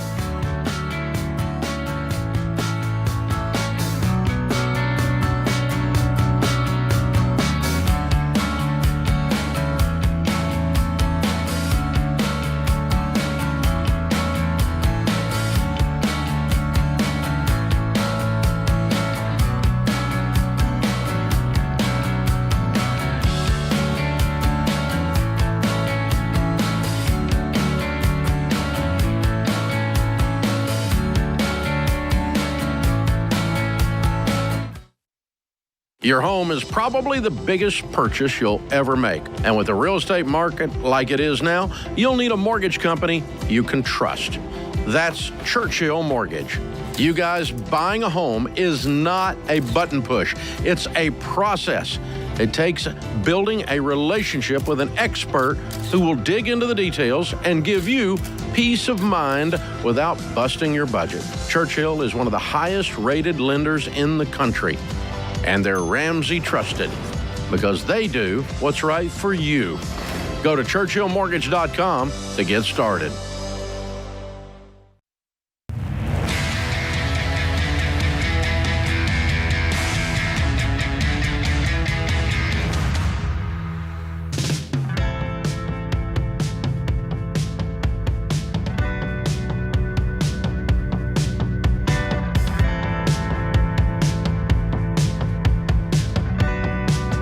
Welcome back to the Ramsey Show. I'm Ken Coleman. Jade Warshaw is with me. Hey, I want to tell you about Every Dollar. It's our budgeting app, and it's fantastic. And it helps you manage money the way we teach you. Every Dollar works, whether you're on iOS, Android, or online. And you can start Every Dollar right now for free. And you can just get an idea of where is my money? Where has it gone? It allows you to get organized, personalize your budget, stop overspending, and saving more. So if you're new to Every Dollar, we'll show you a long-term financial roadmap. This is really cool. So it's more than just, okay, where is my money from a budget standpoint? It allows you to track your net worth, debt-free date, retirement date, the baby step progress, and so much more. It allows us to coach you, not just inform you on your money. And this is great. You can download the free app for iOS and Android, or go to everydollar.com to get started. That's everydollar.com. All right, Jonathan is up next in Los Angeles. Jonathan, how can we help? Hey, how's it going? Thank you for taking my call. Sure. What's going on? Yeah, so I have a $700 car payment right now. Sheesh. And I currently can't afford it. Yeah, no joke. And, I make $50,000 a year right now, and I'm just trying to figure out how I can get out of it. I've tried selling it, but I am going to be upside down about $9,000 or $10,000 on it. So at this point, I'm not sure if I could take a hit on my credit and get it repoed, or I'm not sure what to do. That's why I'm calling today. What'd you pay for it? Like, what do you owe on it? So right now, currently, it's about $32,000, and I believe the car is worth, like, people were only offering me like $19,000, $20,000. Why is that? Did you roll negative equity into it? I didn't know. I think because of the car and the market value of it. What is it? It went down completely. What is it? What kind of car is it? It's a Subaru. What kind of Subaru? It's a Subaru WRX. And how long have you had it? About almost 2 years in June. Oh, my lordy. So, oh my goodness. What other debt do you have? So I have $1,500 credit card debt. Maybe more. I just have to double check. But that's all for my for one of my credit cards is $1,500. And I have a small toddler right now, so it's kind of hard to balance everything out. So I'm trying to figure out how to get out of this car and, just to be scratch-free. So the only debt besides the $1,500 credit card is the car. Is that right? I just want to be sure. That's my biggest debt, yes. No. I want to know, do you have any other debt? Not what's your biggest debt. It's just the car and the credit card, right? Yeah, so I have a few other credit cards. I want to say together, I have 5 credit cards in total. So listen, tell me all the debt. I can't help you if I don't get a full picture. So roll it all out to me. $2,000 in total for credit cards. Okay, so another couple equal 500. That's correct. Okay, got it. Okay, so here's the thing: like you're $10,000 upside down on this car. You've got a couple of options here, but I don't know that they're going to be worth it to you in this case. A lot of times when somebody's upside down in a vehicle, we would say to them, "Hey, if you can't cover it in cash," which by the way, I didn't ask you, do you have any savings? I'm guessing no. I don't. Okay. Not at the moment. So a lot of times what we might offer is say, listen, if your credit's fine, go over there to the credit union or whatever, see if you can get a loan for $12,000 so you can close the $10,000 gap on this car, get out of it, and then take the other $2,000, maybe put $500 with it and buy yourself a cash beater. Mm-hmm. That's what we would say. In your case, is it worth it to you to do that? I'm not really sure. Yes, a $32,000 car is more expensive than what a guy making $50,000 a year should be driving. But because you don't have a lot of other debt, you might look at this and go, if I can pay this thing off in 2 years, I can keep it. Yeah, that's what I'm wondering, Jade. Jonathan, what would you say on all 5 of those credit cards your total monthly payment is to service all 5 cards? Like monthly payments, yeah. I think like the biggest one, starting with the lowest one is probably like $40. Yeah, ankle biter. And then the minimum payments would be like 40 to 50. I think the highest one might be 80 to 100 right now. I am behind on one of them right now. Okay, so are you saying, all right, so the highest one is, let's just call it, let's split the difference, call it 90. And you said that's one of them. And then the other 4 are somewhere in the $40 range, minimums? Yeah, $40, $50 range a month minimum due. Okay, but here's what I'm trying to do for you. I'm with Jade on this because I'm going to call that rough math of $300 a month. Does that sound about right, Jonathan? Yeah. All right, listen, you're an able-bodied young man, yes or no? Yeah. 100%. Come on, man. Get after it. Come on, this is it. How quickly could you pay off those credit cards to where you just now freed up $300 a month? That makes that car payment a little bit easier on you overall. And then, like Jade's saying, you pay it off. Also, the big elephant in the room here is you're living in Los Angeles and you're making $50,000? Yeah, so I live in the outside city of Los Angeles, sort of like out of the city. Yeah. What do you do for work? I'm a delivery driver for FedEx. Okay. Here's what, and you mentioned you have a toddler. Are you a single dad? What's the situation with the toddler? Do you have a wife? So I have a fiance. We just recently got engaged. Okay. And when are you getting married? She works as well. When are you getting married? We don't know yet. We're trying to get out of our debt. Yeah, but you'll get out. I'm not suggesting that you get married to get out of debt, but you want to get married. So get married. 100%. And then you can work together on this. And you go further faster when you work together. So consider that. Like, don't get me wrong. And I want everybody to hear me clearly. I'm not saying get married so you can pay off your debt. I'm saying you have a kid, you're engaged, you're betrothed, you want to be married. So just go on ahead and get married. And combining finances is actually going to be a really key factor for you guys going forward. And you might be thinking, I don't want to combine yet because she's got debt too. But trust me, you go further together faster, and it will allow you to work together on the same page. You're in the same house, you got a kid, you may as well like jump in with both feet. So that's where that is. I want to challenge you to get your income up higher. Yes, 50,000, sure. 50,000, even though you're on the outskirts, you're still in an expensive area. And with the debt that you have, for no other reason alone, with the debt that you have, having more income is really going to be helpful for you. And Ken, talk to my guy about long term. Yeah. So short term, real quick, you've got to do anything and everything that you can. Okay. So however many extra hours you have in a week, what experience and skill do I have that I can just go earn money? Short term, this is going to allow us to move through the baby steps faster. Now, long term, we're starting to go, how do we build wealth? And I want you, I'm going to give you a gift. I'm going to give you the Get Clear Career Assessment and the new book, Find the Work You're Wired to Do. And I want you thinking, how do I go from getting debt free to maybe moving up within FedEx? Or moving out of that delivery truck. And now I'm making 6 figures in the next 18 months. What can I do? Can I get there in 24 months? Is it going to take me 36 months to make that kind of money to where now not only am I debt free, but I am making really good money and investing and taking care of my family? That's what I want to know. So real quick, you got any idea what that would be? What's that long-term play that if I could snap my fingers and give it to you, you'd go, I'm in. That's what I want. Yeah, 100%. What is it? I want to, try to get out of debt as soon as possible. No. I'm saying, what do you want to, what's 10 years, 15, 20 years down the road as a professional look like? You're a professional. What are you doing? Yeah. I want to just, try to own my own trucking and and go from there. And because right now we're private contractors, so that's my goal, is to try to, instead of working in the trucks, owning the trucks, that's great. That's where I'm at. All right, so here's the deal. Here's your homework assignment.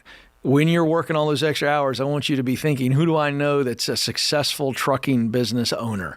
Or do I know somebody that knows that? And I'm going to begin to sit with them and have coffee. Can I meet with you once a month? Show up, ask a lot of good questions, learn what it takes to get there. And that's going to give you that extra motivation to do the hard work that Jade was walking you through. So hang on the line. We'll get you the Get Clear assessment in the book, Find the Work You're Wired to Do. And you got this, young man, but I would get busy fast. This is the Ramsey Show. Good hour. Jade Warshaw, James Childs, our fearless leader. Thank you, and you, America. We'll be back.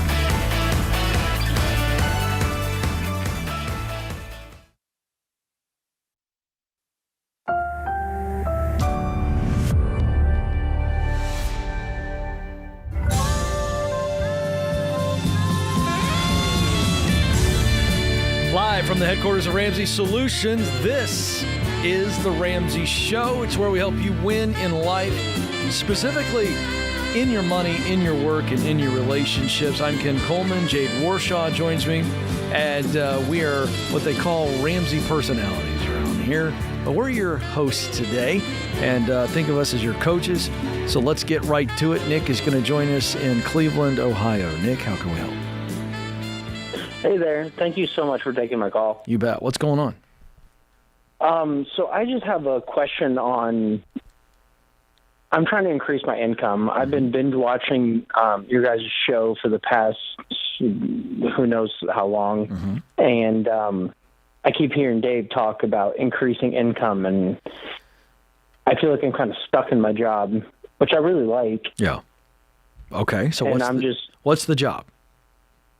Okay, so I'm 26 right now. Okay.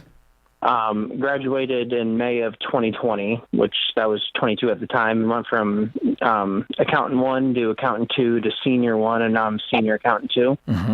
What are you making? Making 90K right now. Not bad. Okay. And what does the path forward look like as an accountant? And there's two parts in this question. And then what does the path forward look like in your current company to move up financially?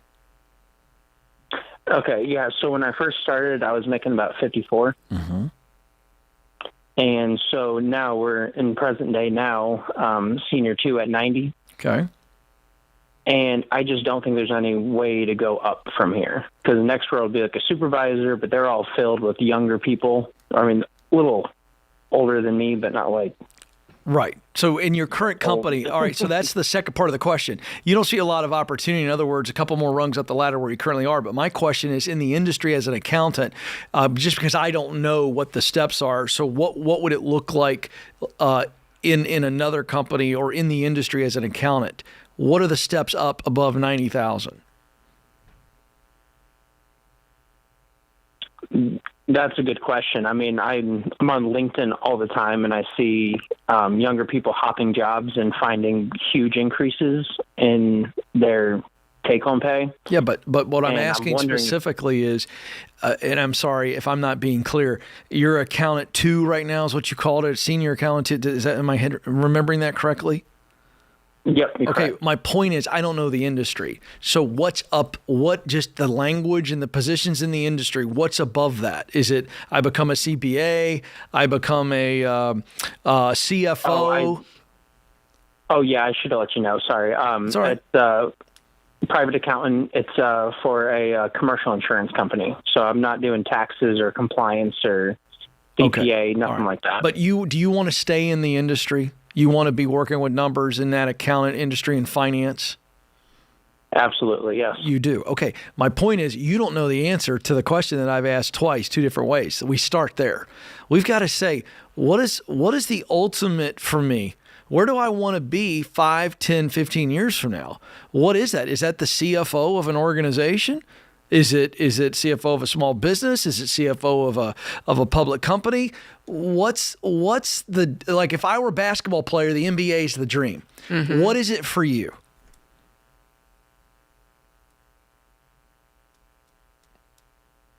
Are we there, Nick? That's good.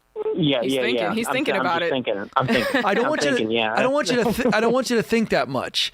I'm not trying to get you to put a stake in the ground. I'm trying to answer your question. How do you increase your income? Well, you can't go if you don't know where you're going. I know. So my point is, what does that look like? What is it? It's a CFO. I'm gonna answer it. As high as you can get as an accountant is a CFO.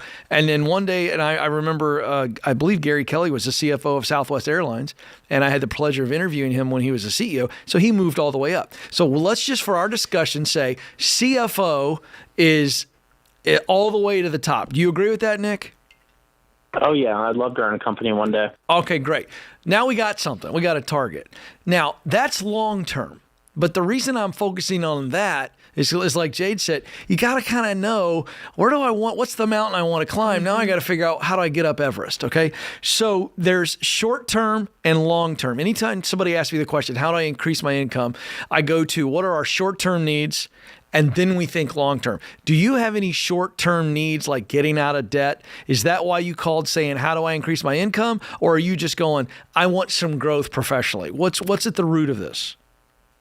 Growth professionally. Okay. I don't have any debt besides I just bought a house back in October of 23. So perfect. Brand new mortgage. Perfect. Okay. So we're thinking long term, paying off our home and making more money as a professional. So here's the thing. You are limited where you are. So we're already deciding today, I'm now beginning to look elsewhere. I got to find an organization where there is a ladder for me to climb. You understand what I'm saying? Yes, absolutely. All right. Now, we've established that one day I'd like to be a CFO and maybe a CEO, but right now let's just start looking on LinkedIn and let's start talking to people that are in your industry, maybe some guys in your office or gals in your office that are very successful and way up the food chain from you, and say, how'd you get there? They're going to appreciate the fact that you're asking questions. Everybody's favorite topic is themselves. So I would start there. Yeah. Okay. And so then you need to identify, okay, I've got a target. So for me, years ago, I knew I wanted to get into broadcasting. And then I had to go, well, what type of broadcasting do I want to get into? And who's doing it well there? And I want to write books and be a bestseller. Who's doing that? And I began to plot conversations, and I began to watch and listen to people that were way farther ahead of me on the journey, so that I had an idea of maybe what it takes. And I started to get some targets as to what I was looking for. So you want to know how you increase your income? Increase your capacity, increase your opportunities. So it's two things. I've got to, when I mean by capacity, I got to find a place with a ladder where I can grow. That's what I mean by capacity. And so now I can actually grow and get promoted, which means when I get promoted, I get a bigger what? Paycheck. Yes. Okay. So we keep it simple. All right. That's capacity. All right. That's really important. All right. But you also have to have that vision of, okay, what skills do I need to add so that I become more marketable as well? So it's not just where I am with the chance to grow. It's what do I need to do? What experience do I need? What do I need to learn and do to actually become more valuable? And the more valuable I am in the right place with capacity, the more opportunity comes my way. It's that simple, but it's aggressive. I'm thinking about it all the time. What am I doing? What am I learning? What am I learning? What am I doing? Who am I connecting with? So that opportunities come my way and I'm increasing my income steadily, not just by flipping and flopping jobs, but by moving up the professional ladder. That's how you increase your income. You got to get better and you got to get connected. That's it, Jade. I promise you, if you keep getting better as a person, that's it, and you keep connecting with successful people, the money's going to take care of itself. It's that simple. It's great advice, Ken. Thank you. Great call, Nick. Thank you, my man. This is The Ramsey Show.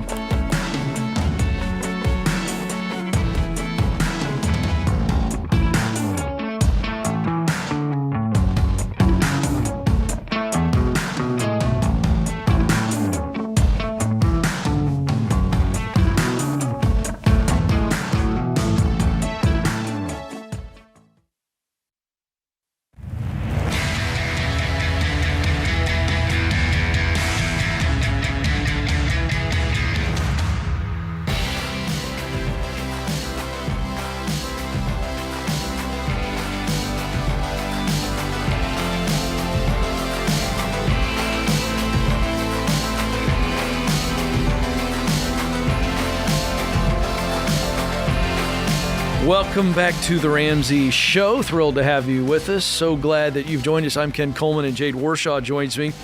And we got to tell you about something that we're really excited about. It's always fun when we can have a live event here on our campus. We have a beautiful Ramsey Event Center up on the hill. As we sit here today in the studios, kind of looks over us. We are in the shadows, you could say, and beautiful, beautiful event center. And we've got a new event coming up called the Total Money Makeover Weekend. This is May 10 and 11. And this is all about healthy money habits, every angle you can imagine. And the baby steps on steroids, how to get out of debt, how to create a budget with every dollar, how to communicate better around money, easing anxiety, making more money. I'll be talking about how to actually become wealthy, how to get rich. It's going to be fun, and all the investment advice that we give so that you can retire the way you want to. There'll be a live taping of the hit podcast, Smart Money Happy Hour, with George Kamel and Rachel Cruz. All of us will be doing live interactive Q&As throughout the weekend. The whole gang, Dave, Ramsey, Rachel Cruz, Jade Warshaw, Dr. John Deloney, George Kamel, and myself. If you want to get your tickets, get on it now. Platinum Plus already sold out. We still have some VIP left. You can get them at RamseySolutions.com/events, RamseySolutions.com/events. And it's always fun when we meet people in the lobby because they're always like, yeah, I was here in Nashville. Yeah. And Nashville's become quite the destination. And so come by and see us, come to the event. And it gives you an excuse to come to Nashville. How about that? So there you go. Good deal. Be careful, though. If you come to Nashville, you got to be careful, Jade, of all of the bridal bridesmaids? parties. Bridesmaids capital of the world or whatever? They're drinking a little too much. They're wheeling around in those wagons that you pedal to keep them going. Ken, for some people, this is the reason they want to come to Nashville. Okay, all right. So on this point, I ask you, quick diversion. Our audience will enjoy this. You can comment in the comment section if you have a vote on this. What say you people? What are we going to talk about? If I'm going to any place and I want to frequent the city and I want to have a night out, okay, and I want to drink a little, you want to go out on the town? Why do I want to pedal? Why do I want to physically exert myself while I'm drinking? Because it helps your beverages to metabolize quicker. Okay. James, I'm going to go with final answer. James, that's her final answer. I'd like one more vote. My point is I don't want to sweat and work while I'm drinking. You don't want to sweat and work, period, Ken. Oh, I do. You want to sweat? I sweat on the pickleball court. I'm quite the sweater. I work out five times a week in the gym. I sweat. When I'm imbibing, having a cocktail in a city, I don't want to have to work. That is funny, Ken. James, do you have an opinion on this? I do not. I'm just thinking about you sweating 5 days a week now. We all are. We lost. I apologize, America. I really do. Ken, you I'm don't really strike not me a as heavy a sweater, though. You strike me as someone who glistens. No, like you want to be in an air-conditioned area at all times. No, not with at a all. glass of ice water. Nope. Somebody else. You hire someone to do the yard work. Not at all. Love playing sports outside. Big outside playing sports guy. Okay. And as much as I talked about it, I'm not a heavy sweater. A normal amount of perspiration. That's good. That's good. I have a friend who can't sweat. Like their glands. Is that a disease? Maybe. She never sweats. Does it affect her negatively? No, I'm always jealous. I would love that problem. What? How can I get that syndrome? That would be great. Born this way, I guess. Wow, I digress. All right, folks, I do too. We have fun every once in a while on the Ramsey Show. You know why? Because you have fun in your life too, and you just don't want to hear boring coaching all the time. I know. We also don't want to hear about you sweating, Ken. This I agree with, and I shall never bring it up again. Point taken and agreed. Lee is joining us now in Philadelphia. Lee, how can we help? Hey, I had a question about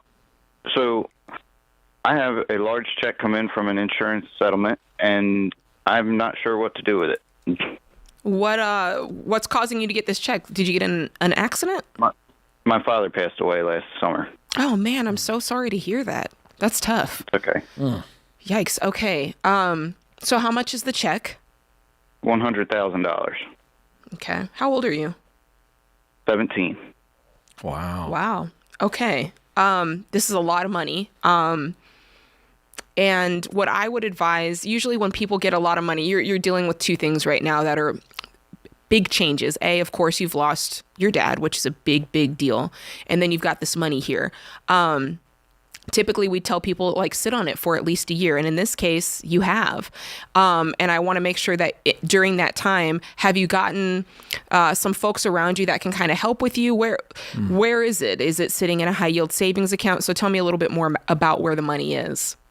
So recently we had to go to court and get everything settled, and it was split up between my mother and my other two siblings. So we have just recently received the checks for it, and my mother has not cashed the check yet. Okay, but is it in her name or is it for you to cash? It's in her name because I cannot receive the check until I'm 18. Got it. Okay, good to know, because that was going to be my next question, because I'm like, yeah, you're 17. Mm-hmm. Okay, so the question is, your question for me is, what do I do with the money? Is that the question? Yes, I can move it around with my mother if my mother co-signs on it, or I could wait till I'm 18. I turn 18 in October, and then it's mine. I can do whatever I want with it. What are your plans for your future? Do you know? So I currently have a part-time job, and then the rest of my week is filled with running a small business with my mother. It was my father's business. We did irrigation, agriculture irrigation, and so I want to continue to grow this business and make it my career just like he did. Nice. So your plan's not to go, are you doing any extended education? I will probably get a business administration and accounting degree through my local community college. Okay. Mm-hmm. And what'll that cost you? Around $12,000, but a lot of it will be covered through financial aid because any taxes from the previous years have been joint filed, and the government, when you file them for financial aid, if they're joint filed and you have a deceased parent, they don't use those taxes, so it shows up that you have no income, and you get buku bucks for financial aid, basically. Interesting.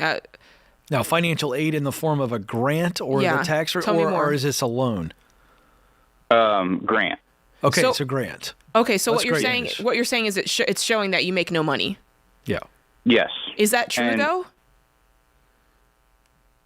No, but that's because for this spring I'm learning semester, right now, so you're teaching me something. So keep going. My sister goes to college, and so for the spring semester she filled it out. It asked for 2021 tax forms or taxes. However, any of all the taxes were joint filed between my mother and father. So now that my father's deceased, I see. Okay. All right, so I want to get to Jade real quick because we're running out of time. If I'm you, I am going to wait till I'm 18. I think that's going to give you even more time to gather information about the best ways to handle your money. And so before you get off the phone today, I'm going to make sure they pick up and give you Financial Peace University. I want to make sure you're hooked up with every dollar, because I want to make sure you're going into this world with $100,000 knowing exactly how to handle it, and that you don't fall into any of those basic pitfalls that so many Americans fall into regarding debt. You've got the money if you need it to further your education, but it sounds like it's going to be covered through grants. The next thing to think about after this is just those basic tenets to living. If you have debt, you're paying it off. If you don't have 3 to 6 months set in place, the next thing is I'm going to take some of this money, I'm going to pack it away in a high yield savings account, and I'm going to call it 6 months of expenses. That checks off baby step 3. And then now you're freed up to start investing from the money that you're earning from your job. It also frees you up to start saving for real estate for your primary residence. So if I were you, I would take this, whatever's left of that $100,000 after I've done what I just said, and I would earmark that for a down payment for when it's time. But you don't have to rush into that. It's just something for the future. Yeah, great stuff. And we're sorry for your loss, young man. Tough stuff. But love your head on this, and wishing you and your mom the best and great success in this business. I love that you want to carry on his legacy, extend your mom's legacy as well. So we believe you're going to win big with this $100,000. So hang on the line. We'll get you all the goodies and gifts that Jade gave you. Thank you again. This is The Ramsey Show. We'll be right back.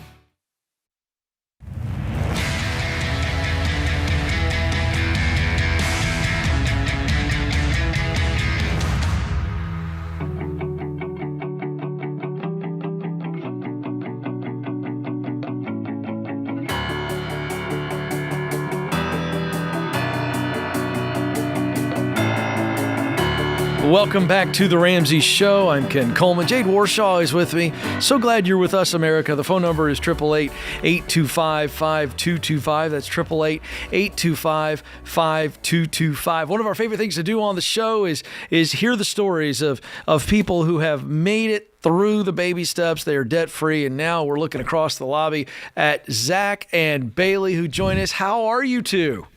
We're doing awesome. Fantastic. Awesome. I love it. Where are you guys from? Dallas, Texas. Dallas, Texas. All right. Well, let's get the story. How much did you pay off? Let me go for that. We paid off our entire house. Hey. What? That was $250,000. Yeah, that we just paid off. $250,000 house. You don't owe a nickel. Wow. Yeah. Wow. How long did that take? It took us 4 years, but you ask about our story, and it starts a long time ago. Uh-huh. We're kind of hitting a triple milestone that we hit last month that we're here to celebrate. 10 years ago, when we were engaged, Zach's parents said, okay, you can get married, but before you do, you have 4 things you need to do. And the first was finish college. Okay. They said at least one of us needed to have a full-time job. All right. Okay. They said premarital counseling. Got it. And they said take the Dave Ramsey course. Hey, okay. Which was Smart crazy to us because we were at university, and of course we thought we knew everything about finances. we don't need business this degrees, yeah. But as soon as we took the first lesson, it instantly changed our lives, motivated us like crazy, and my parents requiring that of us was probably the best thing that ever happened. So do you mind me asking, that's 10 years ago, how old were you guys? So we were 22 when we got married, and we came out with student loans. How much student loans? $50,000. Yeah. That was all me. Her dad cash flowed her college, which was great. But I came out with 50, and we knocked that out about the first year and a half of marriage. Yeah. Wow. So really, you paid off $300,000. Yeah. That's right. Wow, that's right. crazy. Unbelievable. The other thing we wanted to mention, the other milestone this year is. For ourselves is 10 years of marriage, which is great for us. Congratulations. And the last one is with paying off that house. That also made us millionaires. What? Hey, okay. Really? Oh, Net yeah. worth millionaires as a result of just explain that. How'd you get there? What's the math? Paying down that mortgage, 401ks. I work for an employee-owned company, so we've got an ESOP. Okay, good. Other assets, and we didn't ask you what you were earning during this time. We never got there. What was your range of income? Well, start at the very beginning? Yeah, when we graduated, we were coming out of college, and together we made $110. Nice. And now we're making $330. Get into Around it. $330. That's what I'm talking about. Come on. Way to go. What do you guys do? I'm in advertising. Okay. And I work in construction. Okay, great. Yeah. Fantastic. So here's go ahead, Jay. No, I was going to say, so, you propose, or you're saying, I want to marry Bailey, and then the parents are like, yeah, you got to go to college, get a job, counseling, FPU. I want to know, was there any pushback? Or were you just like, got it, gonna go do it? Like, was there any pushback with this financial piece, all of these requirements that really were for your benefit? It was a lot because we got engaged our junior year. And so during our senior year, we were planning a wedding, and then it's like, and this, okay, and I still need to graduate. So it felt like a lot, but I think we're the type where when there's things to do, places we're chasing after, we run faster. And so it was really motivational. And once we got in, like Zach said, we started enjoying it. And we still have the journals, or we were taking notes, watching the classes from our house in college. I love that. Now, embracing wise counsel. Yeah, absolutely. And by the way, let's be honest, Zach was like every other guy, okay, including me and Sam. Mean? He's like, I'll do what it takes to close the deal. I know, that's right. Well, I had some work to do. I was the only one that had debt necessary. coming out. So yeah, I get that. Now, here's something I could have picked up on, and I'm making it up in my head. You went through the list. So when you proposed, when you talked to her father, he laid it out then? Is that when it happened, or was it shortly after? Don't get me wrong. Her dad had some requirements as well, but it was my parents. Oh, it was my parents that had required those 4 things. So when they gave you the list, it was finish college, full-time job, got to do premarital counseling, and FPU. The way you said it early on, when you told us this, it felt like the other three were like, you guys were like, oh, yeah, that makes a lot of sense. But the FPU thing, I don't know. Did I pick up on something there? Yeah. I mean, don't get me wrong. We were going to do it because I wanted to marry her. Oh, I know that. That was going to happen. I knew that. But internally, as we discussed, like I said, we thought we knew it all. We thought we both took finance in school, and just thought it couldn't be that hard, and when we took it, it was Changed our obviously lives. totally different than what we learned. But it made sense. Dave was captivating, and we just took off like that. So there was a gap, wasn't there? We got 10 years of marriage, but then 4 years ago, you guys start to take on the house. What was the catalyst for that? Yeah.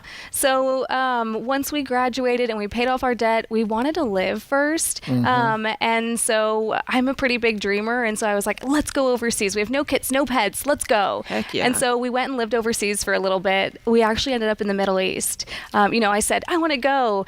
And then the opportunity came in the Middle East. Wasn't expecting that. But so then when we got back from the Middle East, we started saving for the home. And even when we were there, we were saving for the home because we were in the Dave Ramsey world. So we knew this was coming. We were preparing.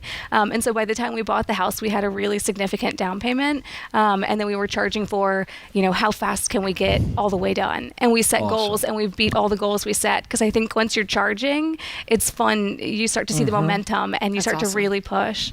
Yeah. That's crazy. So, okay, for those listening, Financial Peace University, this is the class you went through. And I mean, it's a crash course. I mean, it's giving you everything. Was there anything that you push back on, like, wait a minute, can we really buy cars in cash? Or what about this no credit score thing? Or even buying a house without a credit score? Was there anything that stood out to you that was like, well, we'll see about that?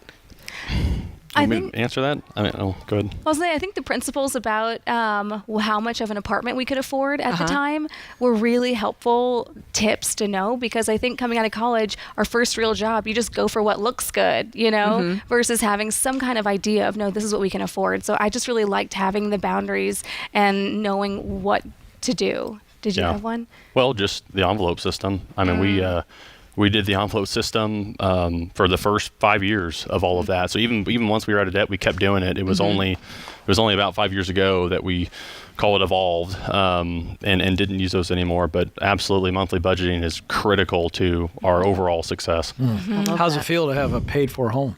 Oh, it's incredible. It's absolutely amazing. And net worth millionaires. Man. It's pretty. And you're amazing. young, your future's what are you guys dreaming about now? You said you were a big dreamer, Bailey. I got to know, what are you dreaming about now? Yeah, now we're at the point where once a year I've convinced Zach to get a cabin in the woods, and we take our girls and we go and dream. So we did that this year. And long term, we're thinking about retirement already. We want to be on water somewhere. So that's where we're going long term. Shorter term, we want to have those girls' college paid off, so we've still got some steps to take, but it's a really exciting milestone. I love it. Well, we've got something fun to give them, Jade. What are we going to give them? We're going to give you 2 passes to Every Dollar. Is that right, James? 2 passes for Every Dollar. 2 free Every Dollar premium memberships. You can keep one, give it to a friend, or give them both to friends. Yeah, that's great. so that's just kind of our gift. And Thank you. You guys know what to do with both of those. So thank you for that. All right, let's get the girls in here. Tell us the girls' names and ages. Okay, we've got Noelle, who's our older one. She just turned 3. And then the little one is Ava, and she's 1 year old. I want to point out the very cute high top Nikes. I love it. Matching dresses, matching dresses and the swooshes. I love it. So fun. So they're ready to go. Are they going to do the scream as well? We've practiced. I want to see those arms go up. That's what we tried for. Okay, here we go. So we've got Zach and Bailey, Noelle and Ava from Dallas, Texas, and they paid off the house, folks. Woo! $250,000 in 4 years, range of income 110 to now 330,000. What a beautiful family. Let's hear it. You guys take it away. Let's do your debt-free scream. 3, 2, 1. We're debt-free! All right, we got some hands in the air. I like it. So sweet. That's good. It's fun. That's great. Talk about legacy right now when you see a young family like that with little ones. Debt-free, net worth millionaires. Completely changing their family tree. These kids don't know about debt. It's not a word that's in their vocabulary, which people like us, we don't know what that feels like. True. I can't wait to see what becomes of this next generation and how much wealth they build for their family. They did it, and you can do it too. We're here to help. We'll be right back. This is The Ramsey Show.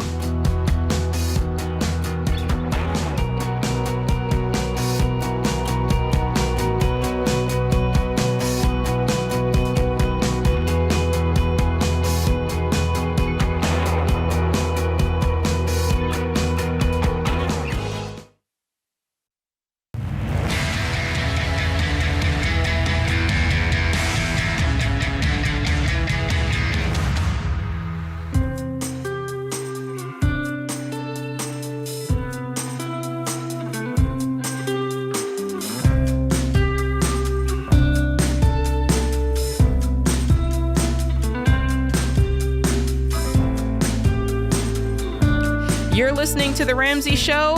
I'm your host, Jade Warshaw. I am joined by your other host, Ken Coleman.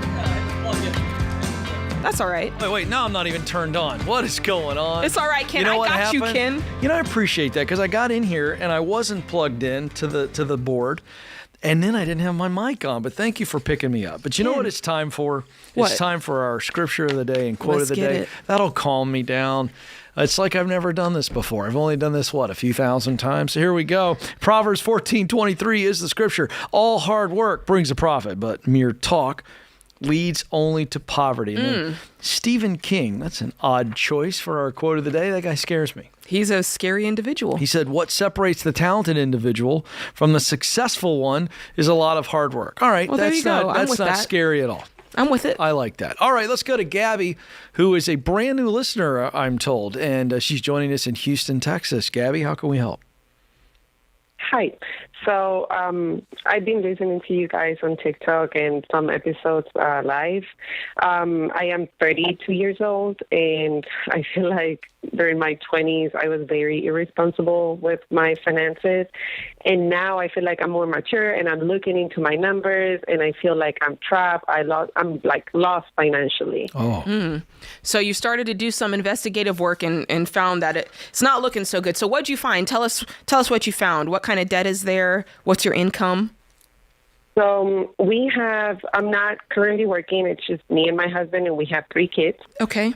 We became parents when we were in our teens, and we got married. We kind of started from the other end.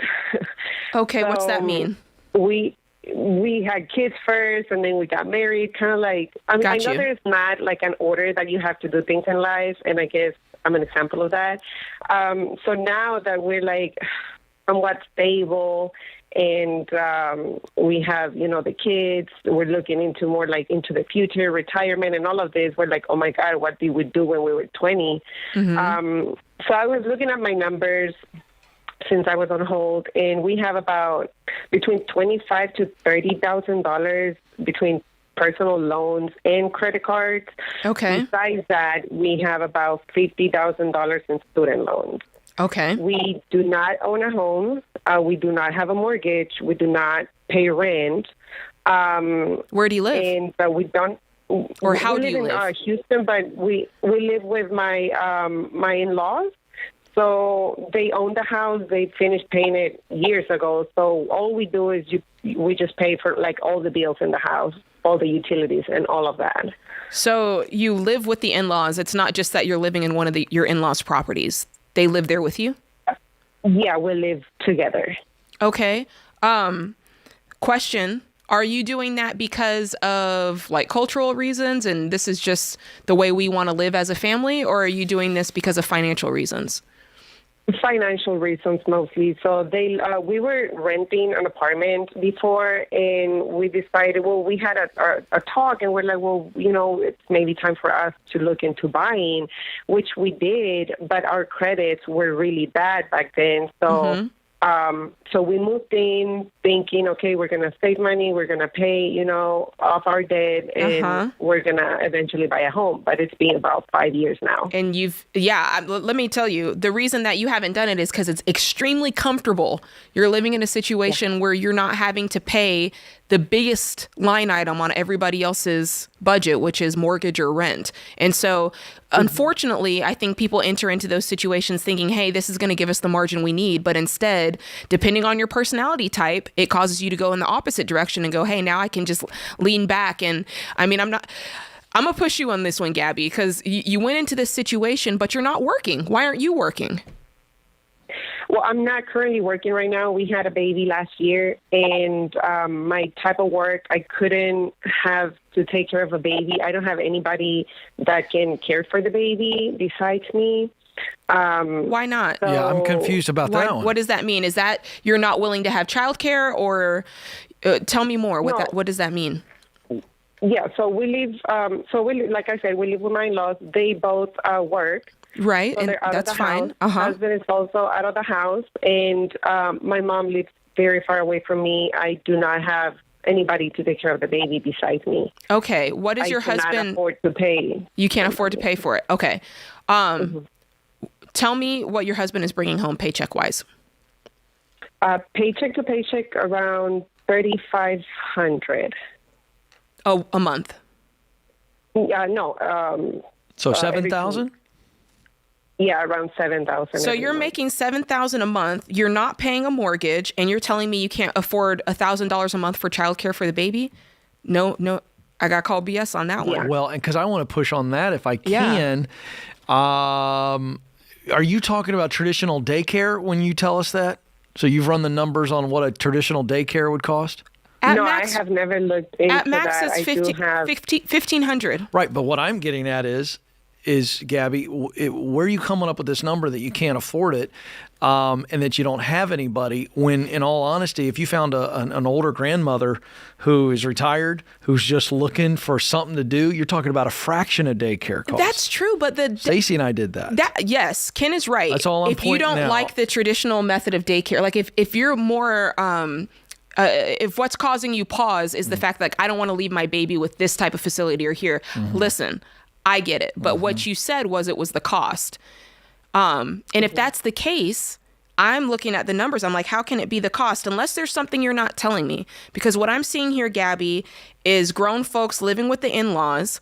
They don't have to pay the mortgage. They only have to pay the utilities, things that make things run. And your husband's making $7,000 a month. That's like, by any standard, like that's a fine income. I agree. So what's the answer, Gabby?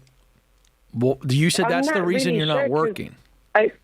That's one of the reasons I'm not. Yeah, that's one of the reasons I'm not working. I am looking into going back to work and doing something. I'm talking to my manager at the same time, see if I can do something else that's not going to be me on the phones all the time, because I was working for a call center at a hospital. Okay. So I'm still trying to see if I can go back to work and do something that's maybe not phone related, so I can still keep my baby here. I do have this. Maybe it's just me. I don't know. It's just I cannot trust really anybody to watch my kids if it's not me or my husband. Hey, I get that. Let me validate that, because I totally get that. But there's two pieces of the puzzle here. You called a financial show about money. So if money is the problem, sometimes we have to make sacrifices that we don't want to do in order to get the financial piece right. It's just, I don't know how to manage the money. I think that's my thing. I feel like so you don't think you need more? You need to figure out how to manage. I think you need a budget. I do too. That's what I think. I think that you're looking at these dollars and you're not sure where they're going. And I think that a budget would go a really long way for you and your husband. So we'll make sure that you get set up with every dollar and look into that. But yeah, $7,000, that you should be able to at least pay for childcare. Now, how quickly you're paying off the debt with childcare in place, yeah, it's going to go a little bit slower because that's an expense. But right now, I mean, that's the answer to your question. You need to get on a budget. You need to find that margin. Every dollar will help you do it, because the way every dollar lays out, you put the income up top and you list out all of your expenses, and it'll tell you what money you have left, or if you do have money left. And in this case, I think that you're going to find, oh, I see what we've been spending our money on, whether it's going out to eat, whether it's been certain things within your lifestyle. I think you're going to find out where the $7,000 has been going. Because what are you spending on bills and utility, if you had to make a round ball guess? So bills and utility, I want to say it's around maybe $800 a month. Exactly. I think your new full-time job, Gabby, is to get this budget under wraps. Getting a budget, yep. That'd be worth. We were trying to get on a budget. I just I'm an experience. I mean, I'm looking into it. I'm Listen, we're going to give you every dollar. You. It's very intuitive. It's going to help you work through this. My plan for you is, by the time this baby's 2 years old, you have a job, you found someone you can trust to take care of these babies, and you guys are getting out of the in-laws' house and you're paying off your debt. She is Jade Warshaw. I'm Ken Coleman. You've been listening to The Ramsey Show. Thank you, America.